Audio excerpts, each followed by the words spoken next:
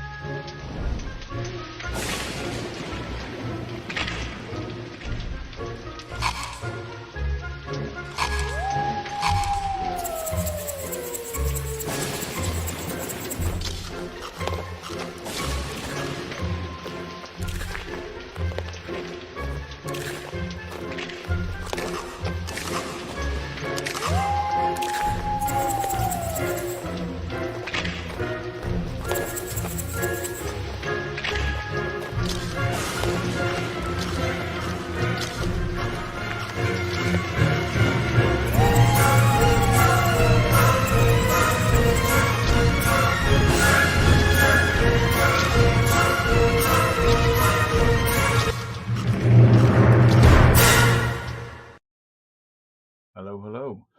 I hope you heard the sound there. Let me just check.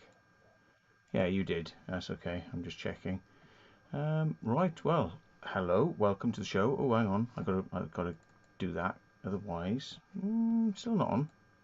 Where's my image? Where's it gone? What have I just done? Why did I mess it up? Oh, I know. Because it's me. It's not messed up. It's me. I just didn't press the button. So you can hear me.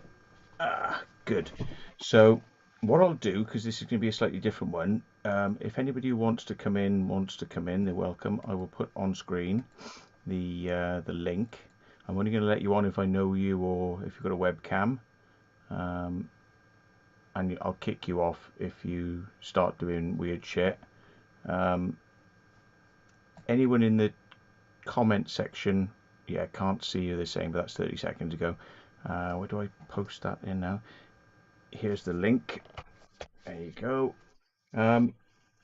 So I'll say hello to everybody and I'll tell you what the idea is behind the show. Sure. Put on live chat mode. We have so far in Anthony Wilkinson, Nate Webb, Chris Thornley, Leon Loomis, Darren McKinney, Bad Gaming, Melissa Jones, Paranormal, Jamie L, Philbo, Paul Robbins, Dave Strong, Andrew Clark, Jeffrey Collins, Mick J, Unforeseen Urbex, Simon BA, Matthew 5000-ish, Martin Hill, Jimmy Hill, Debbie Sullivan, Desi Mark, Jamie L, 2K Abandoned Places, Luke White, Adamanta, Gary Newman, Robbie Graham, Scrinsnow 007, Roots Lion. What's that noise? Weird. Derelict Plymouth, well, hey. And Paul Explores, well, hey, hello, how are you doing? Nope, somebody's got my sound still coming on their thingy. That's okay. So I'll just keep reading out the names then whilst you sorting out the audio. It'll probably sort itself in a sec. Vacant Haven, hello. Debbie Sullivan, League of Heretics, Mary Kinky Boots, Stephen Abbott, Mick J, Simon Mooney, who has new ones? Jackie Green, Stephen Cook, Damien Butterworth, H222, and Chris McHugh. If I missed anyone, I'm sorry. I don't know how many are in. Let's have a quick look if I can find that out as well. See how many people are here. 129. Let me just refresh that. Any more? Yeah, 130. There we are. So cool. Welcome to Simon and Paul Explores. How you all doing? We'll start with Derelict first then.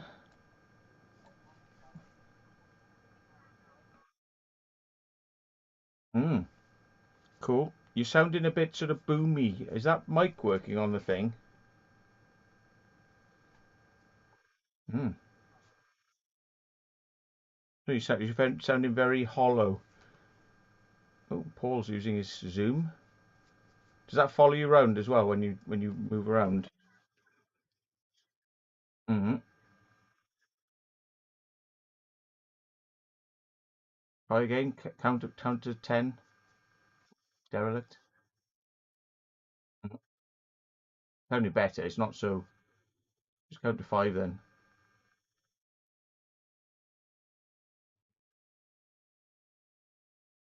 Sounds good. Yep. I think we're all sounding clean and not echoey now, so that's good. Yeah, you sound fine. Yeah. I mean,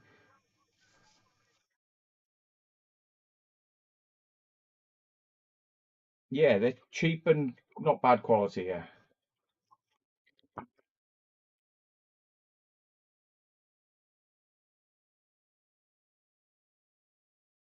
It comes with you can install their driver. You get good ones and bad ones. So if you get problems, try a different version of the driver with it. Currently, it seems to be a bit glitchy. Yeah, yeah.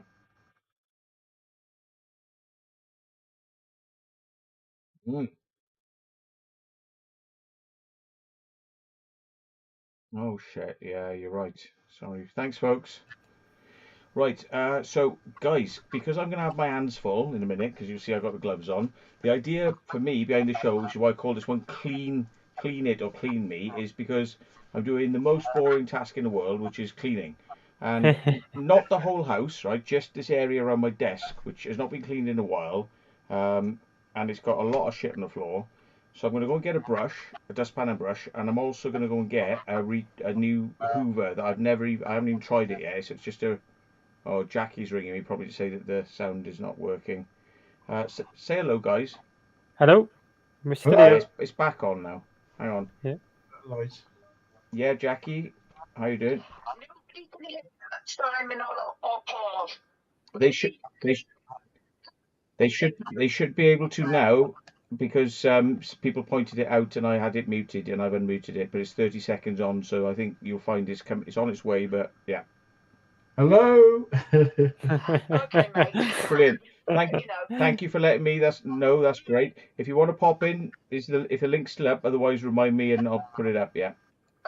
Yeah, put it in WhatsApp then for me, please. It's live on the thing. Here we are. It's on the stream now. Okay, thanks, mate. Okay, all the best. Cheers, bye. Give a minute. Right, yeah, I'm just gonna quietly clean and do a few things, because this is stuff I will just never do when I'm not on a stream, or I need to, you know, I need to be motivated to do it, and I then just end up putting a TV program on. There's about anything. There's a billion things in the world I can do, and cleaning ain't one of them. You know, so Music. That's the best one. there she is. Dance tunes. Hi, Jackie. Hello again. Yeah. Oh, They were talking and it was like... you've got a lot of noise coming in with you on. You will do. It's me fan at the back. I've got the fan on my phone. Right, you can't direct it so it doesn't hit the mic because it's like. Oh, the mic's on the other side, believe it or not. So it's a bit weird. Try and move it away, but. Yeah, otherwise you may need to mute yourself when you're not speaking because it is going to come in and out otherwise, yeah. I mean, theoretically, my sound card, if it's working and set up correctly, should clear it. Yeah, should clear it up. Because, you know, anybody else can anybody else hear it? Yeah. Yeah, it's crackling. Yeah, but even without it, my phone starts crackling. It's bloody stupid. It sounds like you're holding out a car window. Sounds a bit windy. Right. My microphone's on the other end, though. If I do this cleaning thing, right, I may lose audio, so bear with me. Okay, so how's that?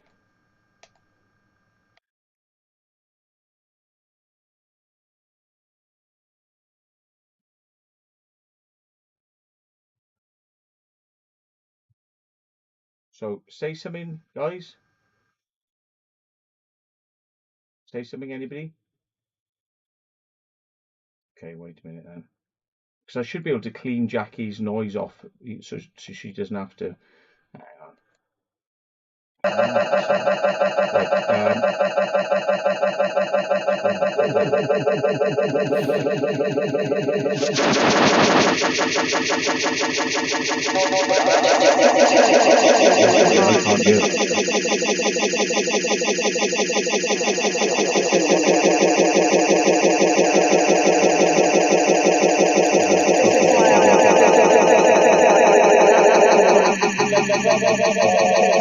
something better than what I've got. Ah, that's better. There we are. So now Jackie's noise has been cleaned off. So we're all clean, apparently. So that looks better. Aliens are here. Okay. Ew. So I'm going to do, I'll be back in 2 seconds. I'm just going to get a dustpan and brush and that Hoover thing. And I'm going to see if it works. And because I bought it for 15 quid. And if it don't work, I'm going to put my own battery on it and stuff and rev it up a bit. Cute. But I won't do that now because I'm not going to Hoover. It's going to create loads of noise. But I just want to have a look at it. So I'll chat to you. I'm going to chat to you and talk about stuff whilst I'm looking at things I would normally find intensely boring. So enjoy the cleaning experience because I don't normally. But chatting to you will make it bearable. Right. If anybody wants to ask questions or something, put them in capitals in the chat window. It helps us to know that you're not just chatting amongst each other. You're actually saying something for response by Simon from Derek Plymouth, Paul or Jackie or myself. And if any of you guys want to read the questions out to me, I will not be looking at the chat because I'm doing things, so I'm not going to look at the chat. So if there's something important, if you can direct me to whatever it is, because I will not read that chat now because I've got my hands full. Okay, so I'll be back in a second. Oh, chat amongst yourselves. I shall be back. So how's everyone doing? Oh, tired, mate. Tired. Oh yeah. Yeah, joys of driving everywhere. It kills you. Yeah, I've seen you want some good explorers. Yeah, yeah. As long as everyone else thinks they're good, that's all that matters. They're normally places I've already been and just like revisited because I never filmed anything. So, yeah. Sometimes I'm watching these explorers and you're climbing across these roofs and I'm sitting on the edge of my sofa as if I'm actually up there with you, and it's terrible. I'm the same as some of them where you like watch like some of the parkour and things, and they're like jumping off buildings and that, and I'm like, whoa, you're just gonna kill yourself. But no. Yeah. We never have that part of the video. Question. Yes, I do have a YouTube channel, and so does Derek Plymouth. He's got a YouTube channel also. You go. Come on. Can't hear of Matt's Hoover going yet. Oh, he's back. He looks so happy.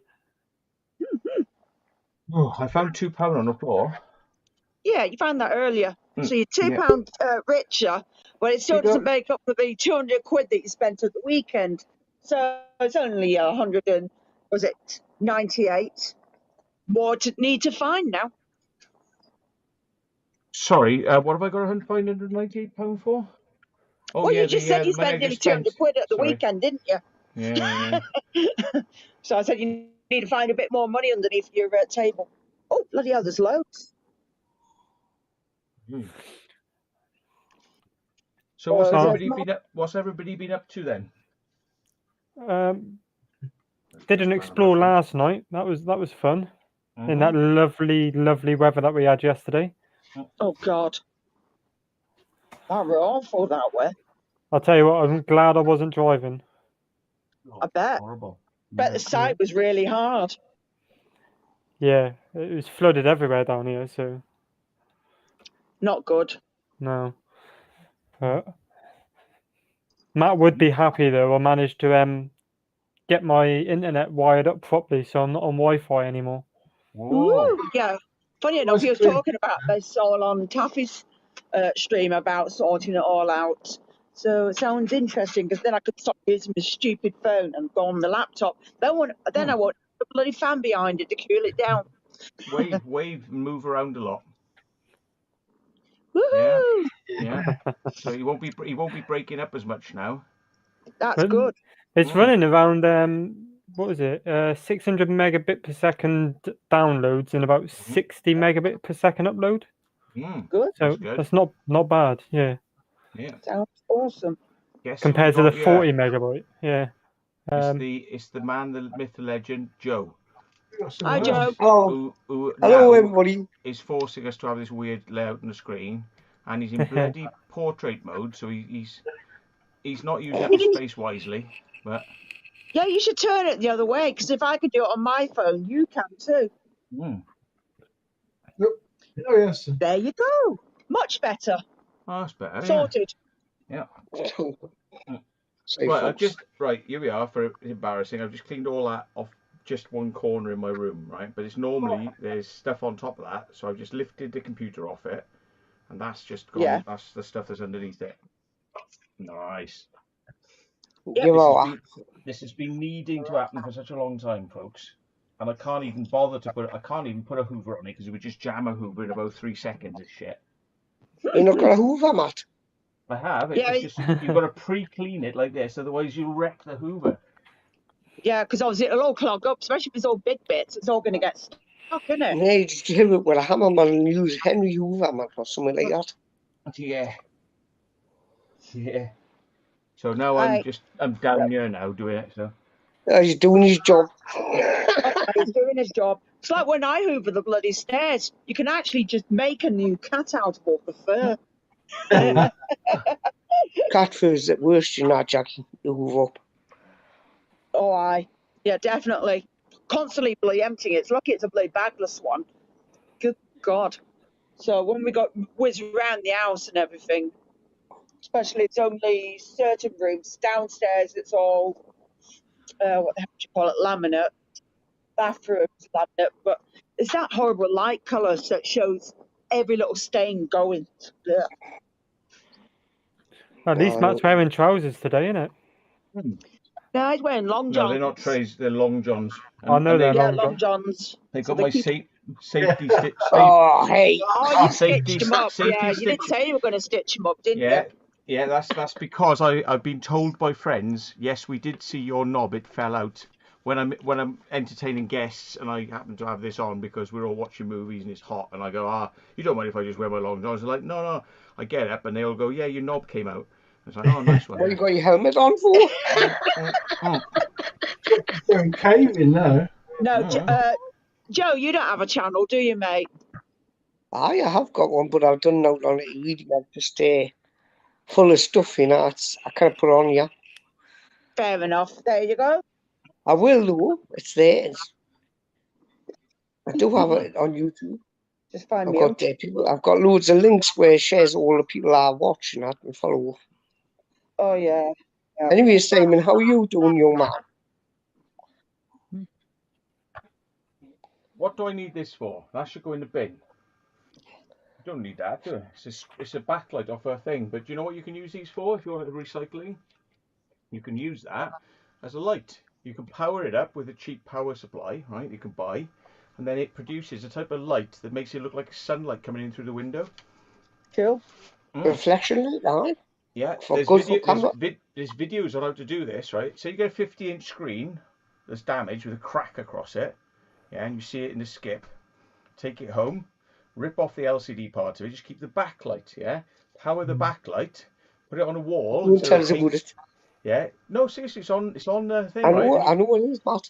Yeah, you put it on the wall. The reflection shield, it's called. And it The produces a reflection type of shield. light that looks like the sunlight when it comes in. Ah, yeah. I know what you're on about now.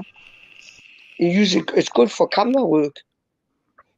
Oh, here's a question for you folks, right? Go on. Can anybody fabricate this? I'll pay you money, but I reckon you could make money as well, right? See my camera case? It has a latch, and the latch goes like this. Watch now. Right, it goes like that. Okay, and then Oh, one of them, yeah. And they're made out Use of the 3D print. plastic, and they snap. Okay.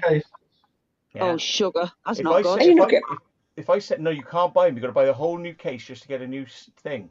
Oh, you're asking somebody who's got a 3D printer that would be able to do that for you, wouldn't they? Anybody 3D print that, or even better, can they CNC the parts out of aluminium or something? Yeah, because anyone who does it can sell them, because there are hundreds of thousands of these being sold from China. They all have the locks go. China. It's 50 quid a new box, right? You can't buy the clips anyway. Yeah. I'll send you the parts if you want to do it. I'll pay you to replicate it, and then after that you can sell them on the internet. And another thing you can make money out of as well. Everyone who has Bofeng radios, right?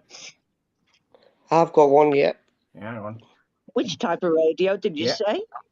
Baofeng. Bathroom. UV5R. If you've got one, you know what I'm going to say next, don't you? You know the plastic I'm clips? not seeing out. Plastic clips? They Matt, snap you're for right. fun. Right. On They the back. snap. The back clip. Yeah, we need metal clips. Right? Whoever It's makes stupid. them will make a bomb. Yeah? You make a You bomb. know what stupid idea what they've done there. No, it's not, because they sell lots of plastic clips. You No, see? true. They're interested in keeping on selling new clips all day long. Aye, more money. You see, they've got to make business. So, Just got to tell you on about radios. I was just getting a, I think I tell you, I got a Bogie 318. I heard of one of them. Cowboys. no. It's a mobile radio. It's got 200 and something channels. I just had a cool warmed up, like. Where that gap I is. found a sticker. Hey, Matt, do you have a? Here's a question for you, Matt. Do you have problems using chirp? Chirp? No.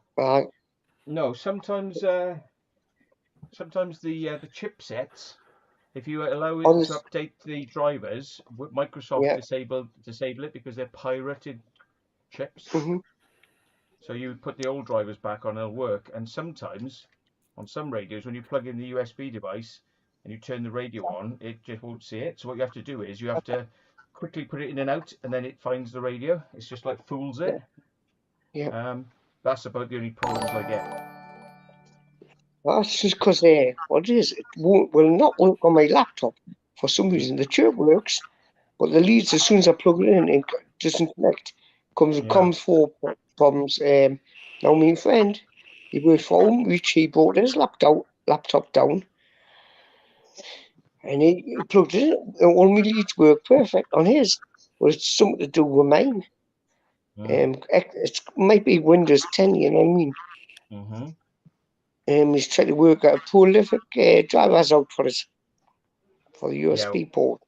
Well, bear in mind, the company that makes the little chip that goes in the USB lead, the old copies, they ripped off Prolific, so Microsoft agreed to disable the drivers, so that it would screw people over. Now, if you go and put the old driver in manually, and you then untick it to say automatically find my new driver, then you can select it, and it won't automatically keep going to the new driver and disabling. You can force the old driver back on there. Yeah, so basically I just need to take prolific drivers off, and I'll go back to a CD I've got, which is Windows USB 2. No, it's not Windows. It's USB 2.0. Is that correct? Go back to there.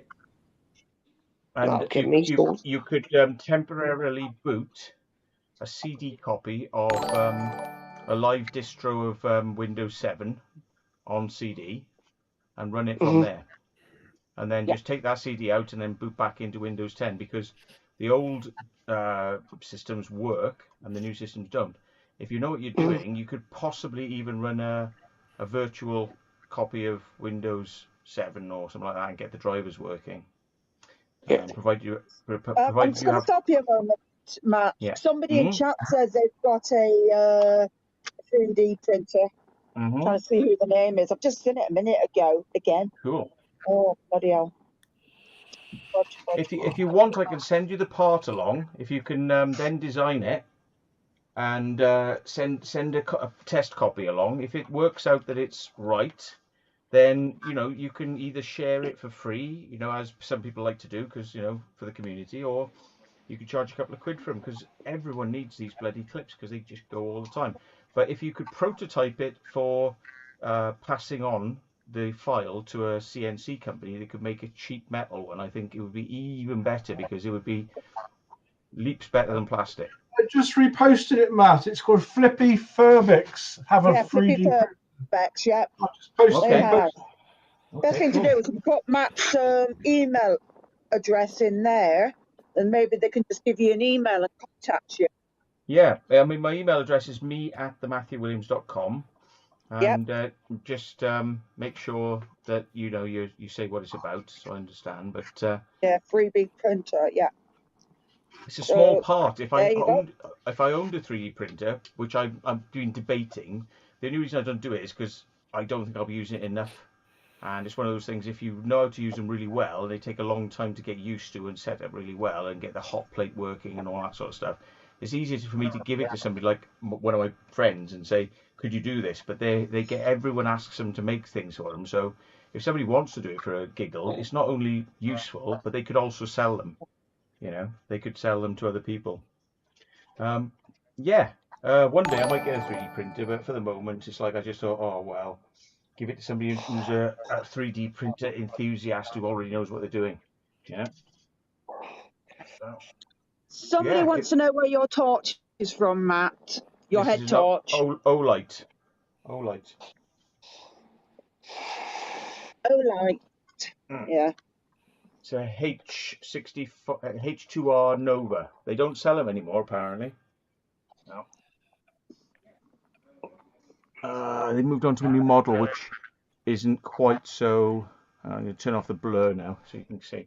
It's yeah, it's quite bright. I think it's 3,000 lumens, or can't remember now. Quite bright, but it's got 3 levels of brightness. Yeah, and then if you turn it off and hold it on for 5 seconds, you get very, very dim. That lasts like days. If you're in a cave, you know, you can do more with it. You know, or if you hold it for 5 seconds, I think it's hang on. That's cool. Yeah, so it'll stay on. You know, and then when you turn it on again, it makes sure it goes to the last mode you had, so you won't accidentally blast really bright. You know, so it remembers the mode you're on. So if I want to get it to the high mode, it's like that. If I turn it off and on again, it remembers that you're on high mode. It remembers where you were. But if you double tap it quick, you get turbo mode, which is really bright but won't work very long. It gets hot, and it will automatically dim down for thermal reasons to protect it. So you get about a couple of minutes. Good thing about these lights, they don't sell them in, this is the warm white. You get 2 colors. You get the bluey white. Cool white? Blue white or cool white, yeah. This is the warm white. They don't sell these now. The reason I like this is because it makes people's skin tones look a bit nicer. But, you know, the others are okay. You know, it's just like you just find people's skin looks a little bit more pasty. So you can correct that in white balancing later. Reason I like Olights, and this is the buster of a torch I use. This one is like 16,000 lumens, and it gets hot. But this can light up. It's a wide beams. I like this is wide, and this is wide, because when you've got a wide lens on your camera, last thing you want is just seeing this hot spot in the distance. But there's another reason, very important. It doesn't flicker. When it's on dim, it doesn't flicker. Medium doesn't flicker. Bright, it just doesn't flicker in any of the modes. So there's the pulse rate is so it doesn't flicker. Whereas you can buy cheap torches, which, you know, they last longer, but they have a very big pulse off part. So it's like then you see sort of like lines coming down the image on people's things. Avoid those, they're horrible. Don't buy anything that will pulse. And Olight and Through Night they don't pulse. Hey, makes you think makes you think that remember back in the old days, there was no such thing as a LED. Oh. The old days, good grief. Hey, some of the old days were the best days. Trust me. So bloody. Hey Jordan, how you doing, young man? Is that B-Face Computing? Who's that?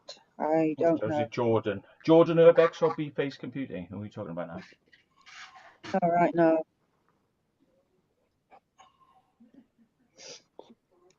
Don't see any Jordan in here. Oh, thank you, Mike.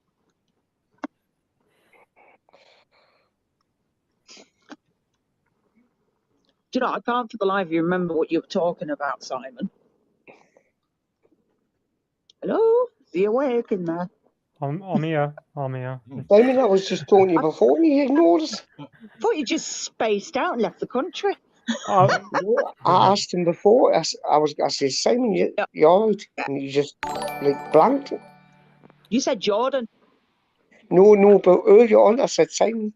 I thought I Ah. heard my name, and I just like, did someone say my name or I was not? going to ask you how's it going at the Chinese restaurant? Still there, yeah. Oh my God. Oh yeah, I Still remember there. you were having some jip there, weren't you? Yeah, Oh, it's I not- hope that's all sorted for you, young man. it's a lot better, yeah. Oh fucking hell, shit. Sorry, my bad. I was exporting a video on my phone, and I've just like let the screen lock, and now that means that file's corrupt. Oh dear, not Yeah. good. It's alright. It's only been going for about an hour. Just have to redo it. Ooh, not good. Yeah. It's going to be a bit of a kicker, really. It always happens. As soon as my screen lock goes off on there, and it's like corrupt. There we go. Redo it. So I try uploading that now to YouTube. It would just be like, no, file doesn't exist. Yeah. It's all good. Someone was asking just now on here. Was it Paul? What's your YouTube channel? Oh, me? Yeah, I haven't got any exploring videos at the moment. They're all just weddings I've got on my YouTube channel. Weddings. I've done a couple Weddings. of small ones. Weddings. Someone's telling me that I've still got to sort out my boss. Wedding photographer. Paul. Are you a Yeah. wedding photographer, Paul? No, I do discos. I'm a mobile DJ. Hey, I used to do discos. Yes, go. I got a wedding on Friday. Oh, just One hey of man. these. Can Well, you as get long as things can start getting better, then it helps, really, doesn't it? So Yeah. you'll be able to I have to remember how my kit you works. start doing discos and shite again, having fun. Now, if you look on Facebook, I've got a website called Paul's Roadshow. Paul, So what too, can- sorry. Paul's Roadshow on Facebook. kind of cool. kind of technology you using, Paul, if you don't mind I asking? got Yamaha PA Yeah. and Yamaha's good. I've got a Yamaha mixer. yeah, DXR and DSR speakers, and I use laptop for the music. But I got a Pioneer controller as well. Right. What about lighting? Oh, and lighting. I got loads of LED lighting, AGJ Focus Spot 2s and Helixes Oh Christ. and battery. I've got them on you, man. I've got two moving heads there. controlled. I've got two. I've got two. But I'm into the old retro stuff. You seen all the retro stuff is going about now. Like the lighting screens, I've got two of them behind me SETI. People are dying for to buy them now. They're picking me bulbs. And I've got a 4-channel controller there for that. I've got a DMX lighting controller and all, which I never use. And, you know. Are your moving It's about- heads LED or bulb? They're all, Sorry? it's all LED. LED. These bulbs. No. LED. Simon. Was that you, Simon? What's that? Was No, it you it asking? was LED or Yeah, set? Paul, I think Well, it that's asked you. Getting confusing, yeah. The moving heads are LED, 30 watt. Yeah, minus 75. Quite bright. You don't want to look at them and take your eyes out. Got it. So I remember Martin Max 600 and 1200s, and what was the biggest one? It was like Sun something, and it took 3 people to lift it. Martin, Yeah. Martin, you're right, Matt. Yeah. Martin. £1,000 each. I think there were 14,000 watt bulbs that went in there, wasn't there? A couple of 1,000 watts, yeah. Aye. I remember them, they were massive. But the thing is, 1200s. good If for- you were 1200s were 1200, and 600s were they've done a 600. 1400 watt. Yeah, there was something like a sunspot, and the thing was like 6 foot tall, the light, yeah. Yeah, And it took, I remember- took 4 well, people to carry it. Yeah. I remember them. Them were the scanners, weren't they? Mm. Scanners, I remember. Oh, that. What were them? They used to have them in a nightclub in Newcastle. And they had, Big stages bank- like on Glastonbury and stuff like that. believe me, most powerful scanners gun. I tell you what, beautiful though. The gold was inside though. The only problem is Martin made is the dichloric glass, and the gold was used to crack. Because you kept it on they had to keep changing Google every, I think it was every 10 seconds or something. They were doing pattern because you know you can't just, like the beam down white one, they had no dechloric glass, so they used to keep it on there. That's why most DJs used them. But on the coloured patterns, they had to keep changing them every 5 to 10 seconds because the dechloric glass would crack. And it was Martin's. It was because of the cooling procedure of the units that Martin made a mistake on, because they had just the one pulling out the back. So what they've done is they bought a one inverting fan from the bottom and then one at the back. So it like circulated there straight out, you know, straight from the bulb. I remember them lights. Christ. No good for home use though. Oh, Gareth's in. Mindset Central. Oh, right. Evening, Gareth. How are you, young man? You've got to come in. I'll send him the link, anyone, or shall I do it? Where are you? Go on. Could you do it, please? More Gareth And there. anybody that's just asked, Matt is wearing the mask because he's dusting, and the last thing he wants is lungs full of dust and all the rest of the crap that's on the floor. So yeah. I've just opened the window, and I've got a big fan. But I've also got COVID-19 might come in, so that's why he's wearing a fly screen there. But the thing is, that'll blow the air through. But I don't want all this dust going in my lungs because it's quite a lot. So yeah, exactly. It's not going to good. Good lad. It's not good for you at all. Good lad. Any sarcastic stuff like that, mate, and I tell you, you'd be putting bloody time out. So enough. What did I miss? Naughty people, you see, you didn't get on if you be naughty. Yeah, and the bloody end up with size 8s up their ass. Matt knows whose locals are, who's following. I'm not being funny, Mick J, but Matt's gone on. He's actually did explain about his lighting at the moment. He's cleaning and stuff. I'm cleaning. And we're chatting about just anything, and it keeps me occupied whilst I'm cleaning because I yeah, exactly. Cleaning. He needs to be us talking, and Matt's just keep the channel going every now and again, but it's keeping him occupied at the looks same like time. a surgeon there, didn't he? He looks like a surgeon. Well, he did find £2, so he might find some more down there. You never know. Hey, Jackie. Matt the surgeon, which party's going to attack first?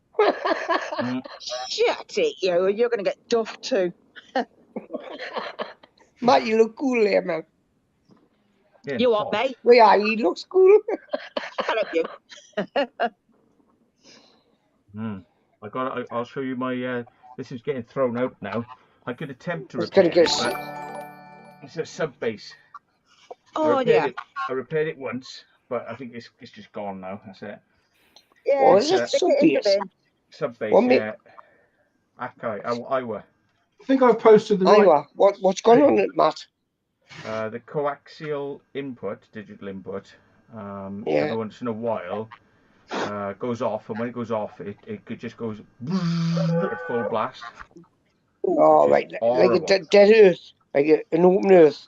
Yeah, and when I come home sometimes, and I come in the house, I go, "What the hell's that noise?" And you come upstairs, you think, "How long's that been going?" It's like full bloody blast. So I'm not gonna risk it anymore. Take it apart, man. Have a look at the socket at the back. I might have a look, and I'll resolder it perhaps. But anyway, do you know what it lives as? It lives as my footstool. I put a cushion on top of it under my table, and I lean back and I just put my feet on it. That's where I fall. I love it. I love it.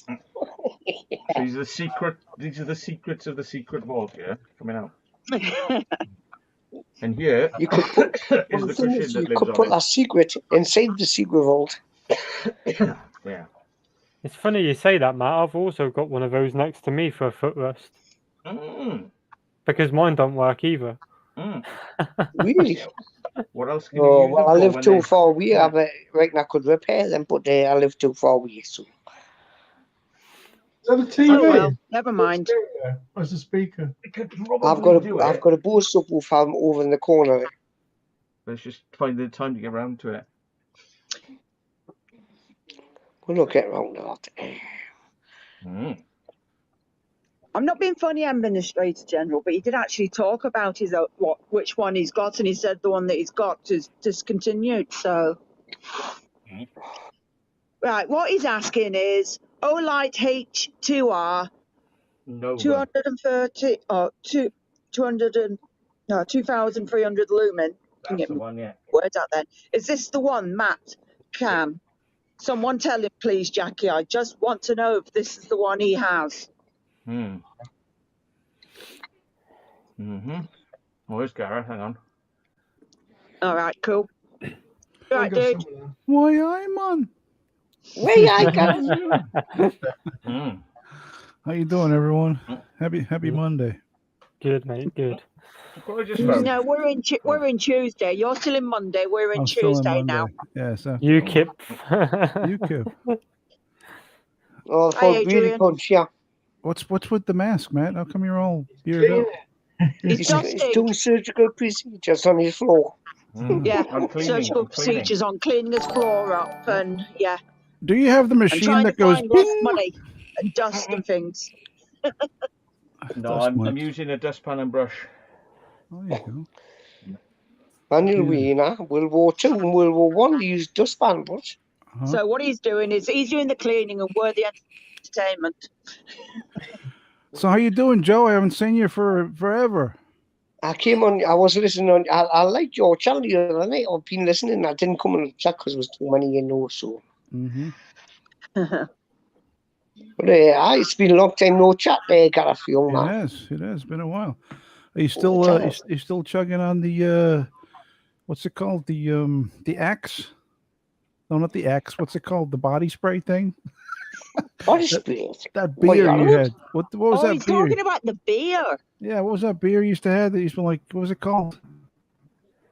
Oh, let's not get it. Crap, man. 4X? I don't know. What the fuck was it called? It was like some I can't think what it was called. Axel or Axel or some shit. was it I don't Axel know. or something daft like that, weren't it? He's talking about No, the beer what- that you usually drink. Yeah, Oh, links. Lynx. That's it. That's the Lynx. one, yeah. Wasn't that like that was a deodorant in the fucking 80s, dude? And you're drinking it right now. Go, young Oh, dear. Gareth. Lynx. Plus, it was I just- also the name of the Sontaran from John Pertwee's Sontaran episode. Doctor So he's Who. done some research there. There you go. Your boy, Lynx. Indeed. Mm. There you go. So I just got home from work, fired up the computer, and I said, "Look at this! Look who's live streaming!" So I thought I'd pop over. No, Matt and Joe's on. I've got to be in What? there. That's what you thought, isn't it? Mutt is live streaming. Mutt. Mm-mm. What? Man. Why I man? It's Mutt. Howdy, beer. yeah, you It is forgot. indeed. Hi, Crazy John. Crazy John is in the house. He is. There you Crazy John. Oh, go. and Crazy John. Dink of Aussie's in. Everybody in the chat. Links was a Hit thumbs car. up. Hit that like. Maybe. Hit that like button. Remember? I don't think so. He's got a carpet. I don't think he's got a carpet. Have you got a carpet in your bedroom? Yeah. Who, me? Oh, Yeah. Christ, Matt's got the tune here. I suppose you need it to keep the heat in, really. why I? I like carpets because cold floors, you know. Yeah. Really comments. Where's Angel at the moment? She's downstairs. She's I probably avoiding him. called her upstairs a couple of times, but she's sort of hanging out down there. I don't know why. You know what Matt's going to pull out in a minute, everybody? Hey, gonna stop, put- Joe, look at stop, this. stop. Let's not go there, okay? His ski electric set. Okay. Mm. A scale electric set. Like you didn't see now what one of them is. I know what a bloody scale electric set is. I've Tell you never what, had I one. couldn't. I used to be a champion at one of them, me. That's the Never had trains. one. Is that the trains or the race cars? I can never remember. There is Car. got. The, Oh, the racing Cars. car. Okay. Race cars go. What was the trains? I was a champion of them. The train No, was the like trains was always Hornby, weren't it? Hornby train, trains, yeah. aye. Hornby trains, scale electric cars.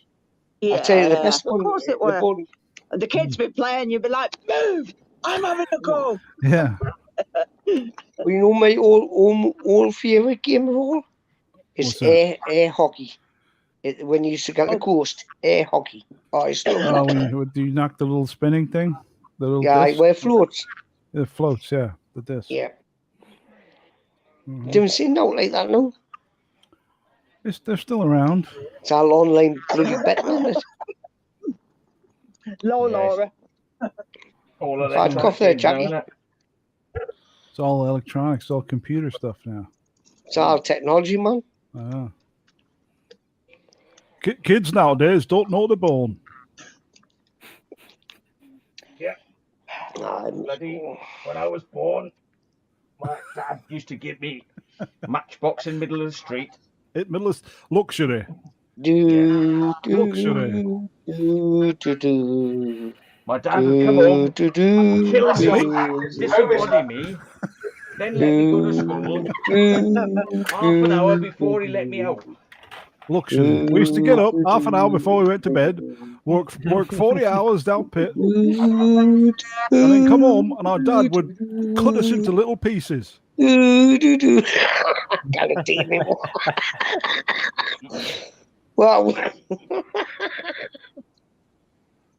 The one. That's the one. hey man, It's just these are Central called Europe. It's like an archaeological dig down there, Matt. What are you finding? Anything cool? Dust. And money. Dust. these- Oh, money. There you go. Money. I thought you got this new battery you're going to use. So I was taking my asthma spray. The asthma playing up. God, you'd have asthma right now, I can tell you that. There's a lot of dust. Yeah. What happened to your battery groover you're going to use? Martin Young, they're buying the Lynx beer from, was it Audi? It's German, isn't it? What?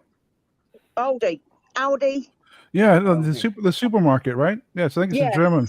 They've started showing up over here now. In the last maybe 2 years, there's been Aldi's popping up in California. Took a while because they've been over here for a while, so Yeah, it's just in like the last maybe 2.5 years they've been appearing over here. Jackie, I wasn't smoking. I was using something called a spacer for me gonna say asthma some- spray. I've never smoked in my life. I'm going to say something. An aero chamber. Okay, now Jackie, I'm stop going to say smoking. something to you all, but please don't take it offence. And it's not Matt's fault, but don't cut us off. I'm going to say one Using thing. asthma spray. Remember World War I and II? Who did the No. world fight against? Who did they fight against? Germany. The Klingons. And this, Yeah. you know this, Hitler wins again, doesn't he? Because he's He's got got- Germans he's got- all over the place now. I know. And Volkswagen, they got the cars, they got the supermarkets, all that stuff. Way high. There you go. See? And obviously, Callum's got the gas. Exactly. And we've Calla. got partially, and we're in Great Britain, we've got a queen that's partially German. I don't know about He's partially. cleaning. I think she is German. My So, days. you know, I've seen her What- armpits. She's definitely German. so Definitely. Hitler's probably in the clouds, can stamp his feet, can yeah, and you won't get it. There you go. Yeah. Now we go live to Joe for some more political commentary. Joe. Look at these in Israel and that man fighting against the place where I've Jesus never was heard supposed to of be. I cannot understand name. what they're all fighting for. I'm on tablets as well as spray, and Oh, I've had sorry, asthma Jackie, yeah, long but- before I even had cats. You're on tablets, oh, but I stopped. No, I'm on tablets. Shut up, Didn't want to stress you, pet. No, I'm on steroid tablets and I'm on a spray, but I got fucked over from a bad house that I lived in that a stupid landlord wouldn't sort out, and we had black mold in it. So, yeah, and that's what kicked it all off. So I was fine till then. So let's say he was an absolute idiot. Mm. Yes. Landlords don't care, man. Landlord. Landlords don't care, Jackie. Anyway, Oh, I it's know. back to the cap. He was an absolute idiot. I even got onto pest control, and he started making out, oh yeah, she owes thousands of pounds. It was a couple of £100, and it was just funny because the woman she'd talked to the landlord so many bloody times, and in the end they just thought he was an absolute bloody idiot. He was over in the Isle of Man where I was living in this house about I live in a tax-free country, you see. It's about Makes 15 sense. years ago, I reckon it were. Tax-free country, luxury. We used to live in a shoebox at the end of the street.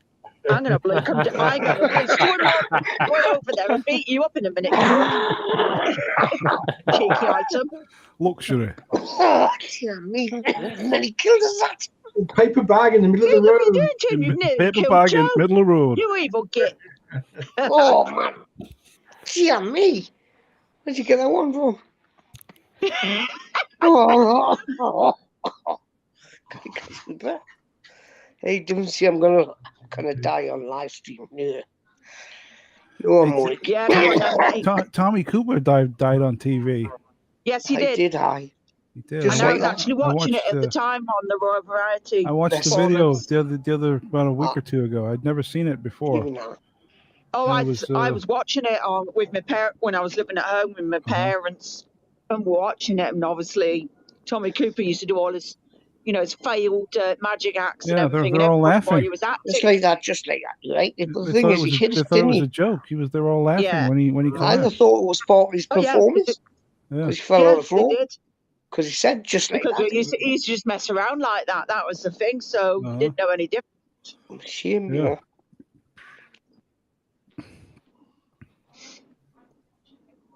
Tommy Cooper. Tommy Cooper. I didn't know Yes, you he has, watched him, Mick like. Yeah.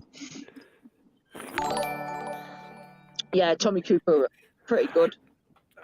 Somebody's asking, Mick J just asked, Gareth, your UK accents are very good. Where is that? Pal, have you lived over here at any point? Yeah, I have. Yeah, I have. We know, Yeah. me, Gareth, and Matt knows that. I have. Yeah. I spent the first half of my life living over there with you mental cases.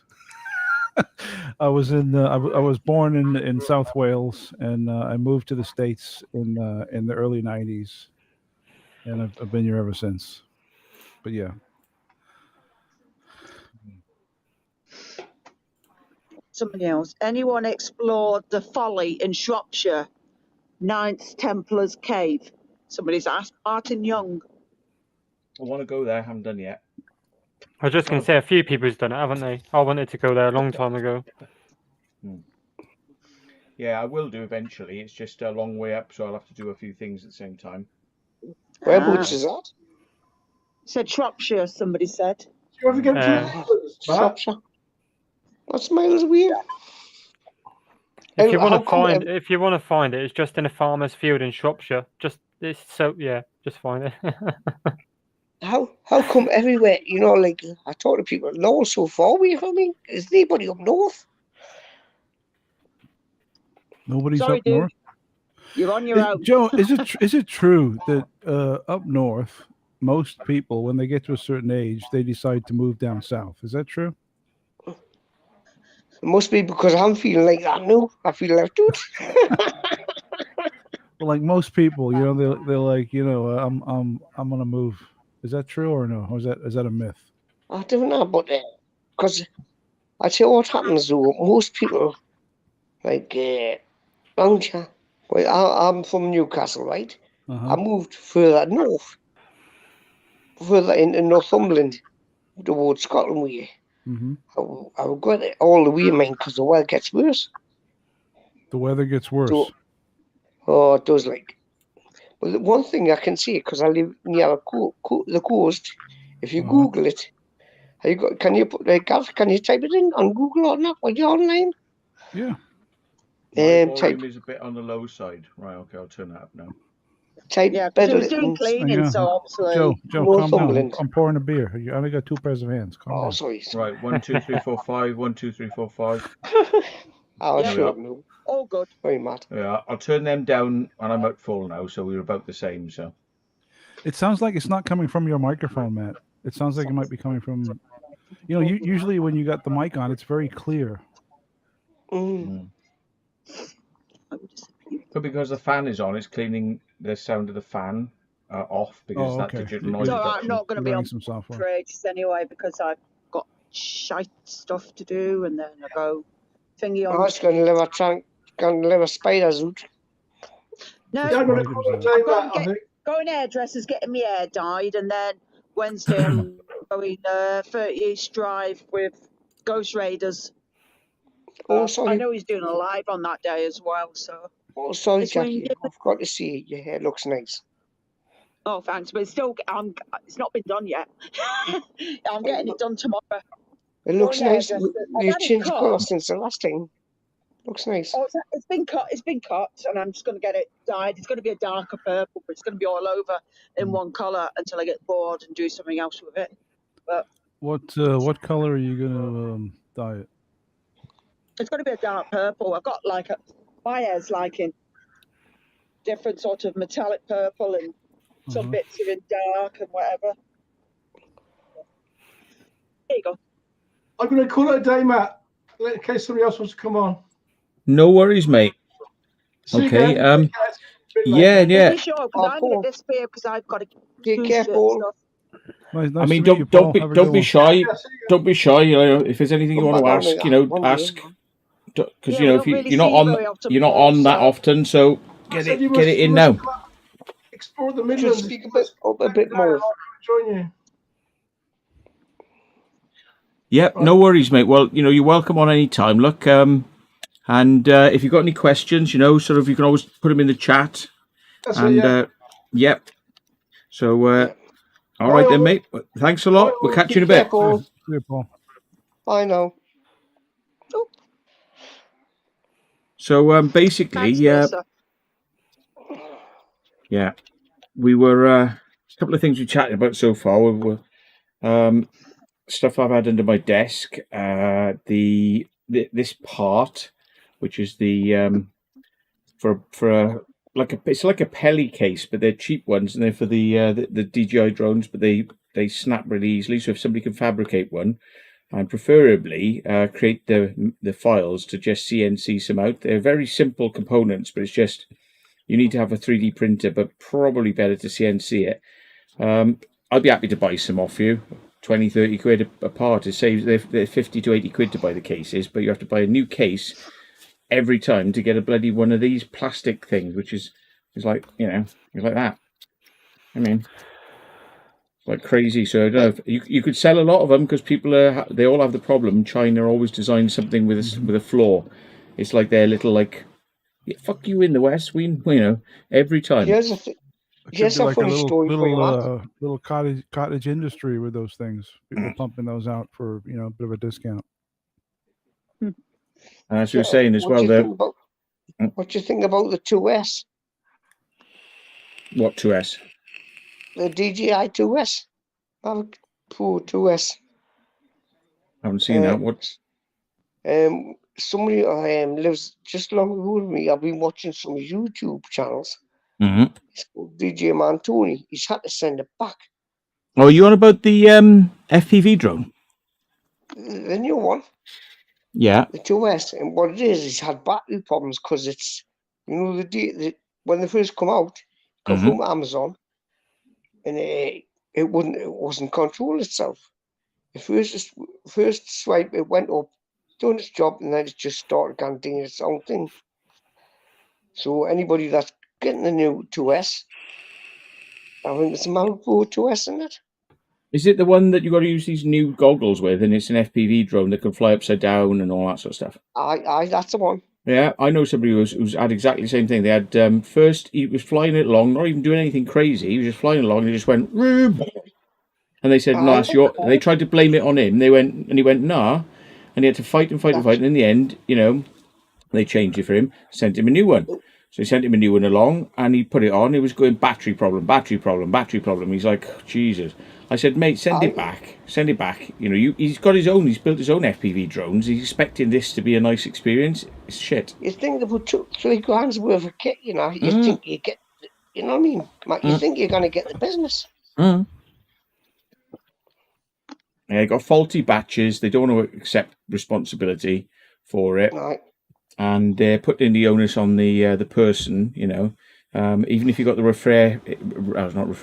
refresh care package, which where they normally replace it, it's very expensive. Whereas normally you get, you know, your first drone replaced for almost free.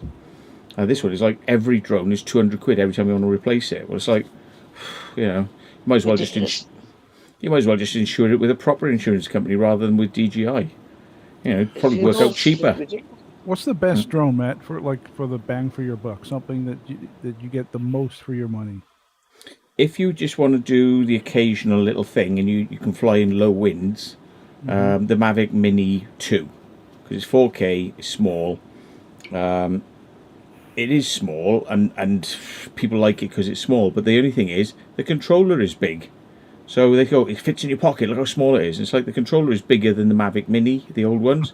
So they just shot themselves in the foot there because it ain't portable when the controller is bigger. But so the quality on the video is real good and it's easy to fly.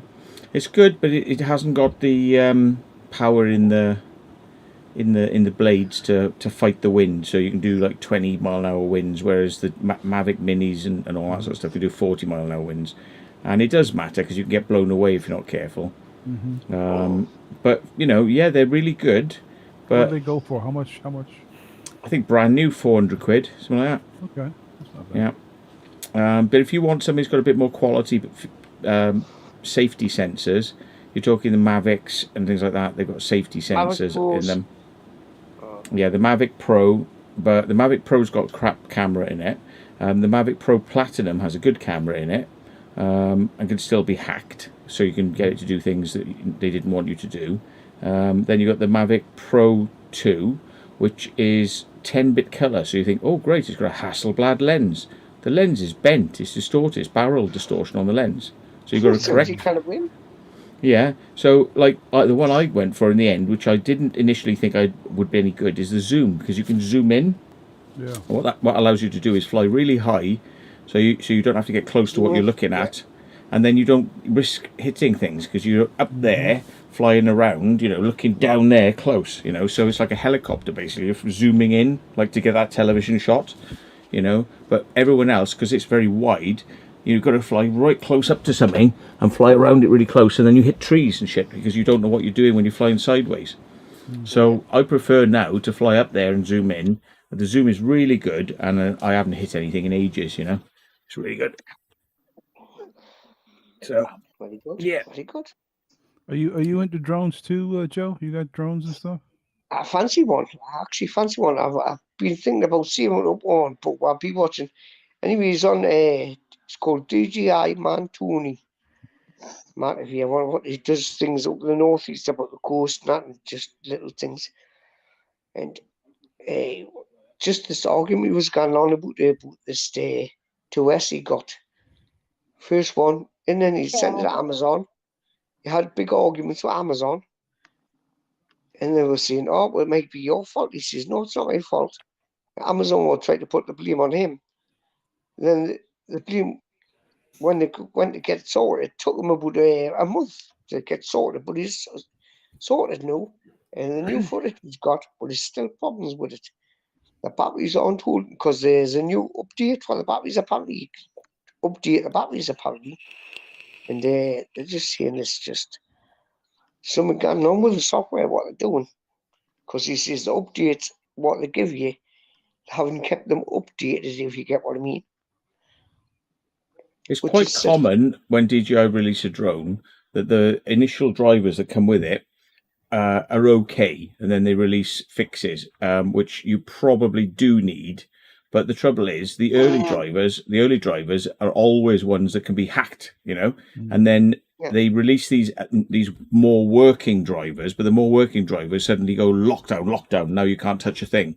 So, you know, it's worth a lot of money to buy a drone and not update it, because when the hacks come out, you've got a really expensive drone that you could sell for double the money, you know. But all these people who go like, it must update, okay, and they do all the updates, and then it's like, now your drone is like now locked in and grass is on you to the air traffic control, and it's like all these sorts of, you know. So, yeah. I think, yes, they'll fix those things, but if they fix them way too late, there's going to be too many crashes, too many arguments, and people will be pissed off with it by that point. Yeah, they'll fix them problems when they bring the new one out. That's what they always do. The thing is, Yeah, but in the old days, they used to use things like, was it gravy granules to make it look like they had stockings as well? So I'm just reading what they were saying in the comments. Because they were saying about hair dye and stuff like that, but they did, didn't they? They used to put like gravy and put it on women's legs to make it look like they had tan legs or stockings on. I'm going to pop to the loo a minute, so and I'm bringing that Hoover up. But yeah, I'm going to let the dog out. So I'll be about 2 or 3 minutes. See you in a sec. That's cool. Mm. The vault on standby. I Red know as 5 well. standing by. Used to be around my mother's time. They used to use irons on their hair as well to make their hair straight. I heard about that. They used to put the hair on iron board on damp cloth and put a damp tape towel. I heard about that. That's actually years ago when I was a skinhead. Some of the punks. You were a skinhead? Your hair too much, it all fell out. Well, I was a skinhead with a Crombie in that. You know, the Crombie in the pocket and the boots. I had them on. Dr. Martin Oh, Boots. Dr. Martens. Dr. Martin boots, 18 hole, that's all in my knees. That's awesome. dude. That's where I recognise you from. You're from This Is England, isn't it? Yeah. Give out, I tell you one thing. You know this, most skinheads, the truth is, we won't like the people see. Now, This Is England took it out really out of proportion. Because they were not like that. We didn't go attack injured people or colour people. Didn't they? Not like that. We just went around. It was a weird dress. Basically. But a small majority of people went and done things like that. They blame the rest. It's the torn bushes they can see. Do you know what I mean, Gav? Yeah, but it's kind of like the skinhead now is associated with neo-Nazis, right? Like the world over. I mean, it really is. It really is. Yeah. Like the look of the skinhead it's neo-Nazis. Well, it wasn't to be Nazis. Basically, it was just a weird dress. I grew up like that. I was 14, 15 when I done that one. I'm 55 years old now. I'm growing out well out of that. Yeah. So no, it's just one of them things you can't do, you know. You got any old photos you can show us? No. The only photo I've got is I haven't. No, I didn't like getting photos taken because I felt bad about it, you know. It was like that for about 4 years, man. Yeah. Well, I never got a mortgage. I was totally bald, but then I just said, you know, people I was calling. What got you out of it? What was the thing that you woke up one morning saying, you know what, I'm done with this shit? Yeah, it was just the way they just got on, you know. And then when I was getting on, it's just some of my friends, they said, it's stinking. I said, what's that smell? I said, oh, it's glue, man. Oh, I said, glue. I said, what? I said, do you want to try? And he used to pull his gun out. I was what they with him. You know, inside jacket. I said, do you want to try? No, it stinks that one. I've never done canvas. I've never done that like that. I've never done that. And that's I thought we said no. And then I got the news that was more. And just then once, there was a few of them, there was lasses with the Chelsea haircuts, shaved hair with a fringe of the hood. And I went, what? And I noticed this stock got stupid, and I wobbled in the boot. I thought, you should have tried it, Joe. It's really good. What, get out of it. Yeah. Stick your lungs together. Yeah, I remember when I was a kid, that was the thing. There was a lot of people who were sniffing the glue. I remember they would get like a rash all around their mouth. Oh yes, glue all like sniffers. And you'd see all these stupid little glue bags everywhere. Scabs all over their face. And then what about the ones with the bloody stupid canisters and they put them in the mouth and the voice would all go, canisters? Oh, that's really dumb things in them days. That was another thing I didn't like about gas sniffing when they gas sniffing, yeah. No, they didn't know. Well, I think a lot of people die. die, You know, because you can Yes, we literally do. die from that shit. You know. I've never. I'll tell you what. I've never tried a joint in my life. It stinks. It smells like cat's piss. So no I much don't know. tobacco. I often try and sniff my cat's piss, but I must remember My that. cans of yak is enough. And a nice hairy tushy and around light up. That does me. There you go. A few cans of links. Joe's on the way. That's it. I was watching you the other night. Cal. You watching me the other night? I was going to come on live, but still, you know, when you do your live streams, Yeah. Is everybody still echoing or something? Because I can't it's tell too the weird for me, difference. Cal. Sounds fine for me. Echo, right. Then at least I know I'm all right. I'm putting it back on now. I'm Yeah, not it hearing is still echoing. We're not hearing it. Most are on live stream on the StreamYard, yeah. But if you go onto YouTube and listen to it, it's echoing hell. It's everyone or just some people? I think Joe's echoing. I wasn't sure if Jackie was. But Joe, I don't know. Let me have a look. I'll go on to the YouTube one again. I'll try and give you a countdown. Testing. Test. 1, 2, 3. That was 1, 3, 2, 1. Test. Am I echoing? Echo. It is. It's terrible. Yeah, it's all of us. That is absolutely horrendous. All of us? It sounds like somebody probably has a web page open with the YouTube stream and it's not muted. Yeah, that does it. That's what's probably doing it. Anyone I went got the straight page open? onto StreamYard. I did it from me. Let me check. I don't think WhatsApp. I have it open. Did it from WhatsApp. I might have YouTube on me. Tell you, I'll shut off. Well, just turn mute it off. it. Mute it. Turn it off or mute it. It is the telly's muted. Right. Yeah, mine I'm is gonna check muted on mine, but I as don't think I've got mine on either. But I'll have to check now. Yeah, I'm muted on this end. So if it's not us, it must be Matt. Maybe it's not. Well, no, he looks like he's got his microphone shut off, so it can't be Matt. I just he had to take the dog for a walk. No, just let her out the back. I am going for a cigarette. I'll be back soon. If you want to, hold on. Put yourself on mute, Joe. Put yourself on mute. Yeah. Mute. Yeah. Mute. Hold on. You know, because you got Joe, you got like a black shirt on or a black background. Looks like you're a disembodied head just floating.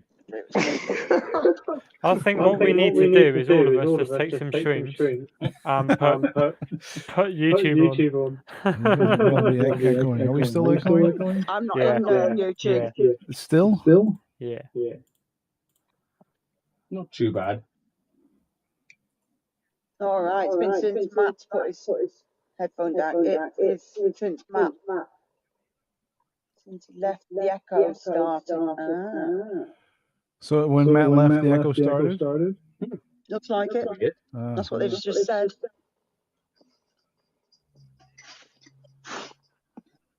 I'll turn off the fan now because I'm not going to do too much of this dusting anymore.